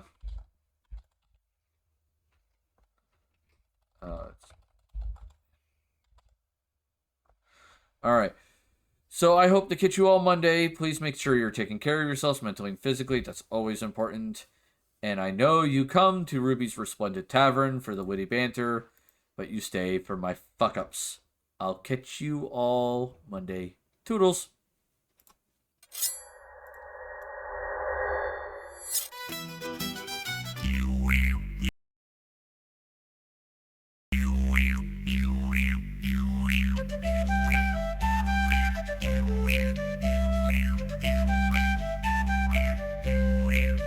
In the land of Salilam, where the twilight falls, Runada Lightfoot leads the ancient calls. A cleric of justice with a heart of flame, he hunts the undead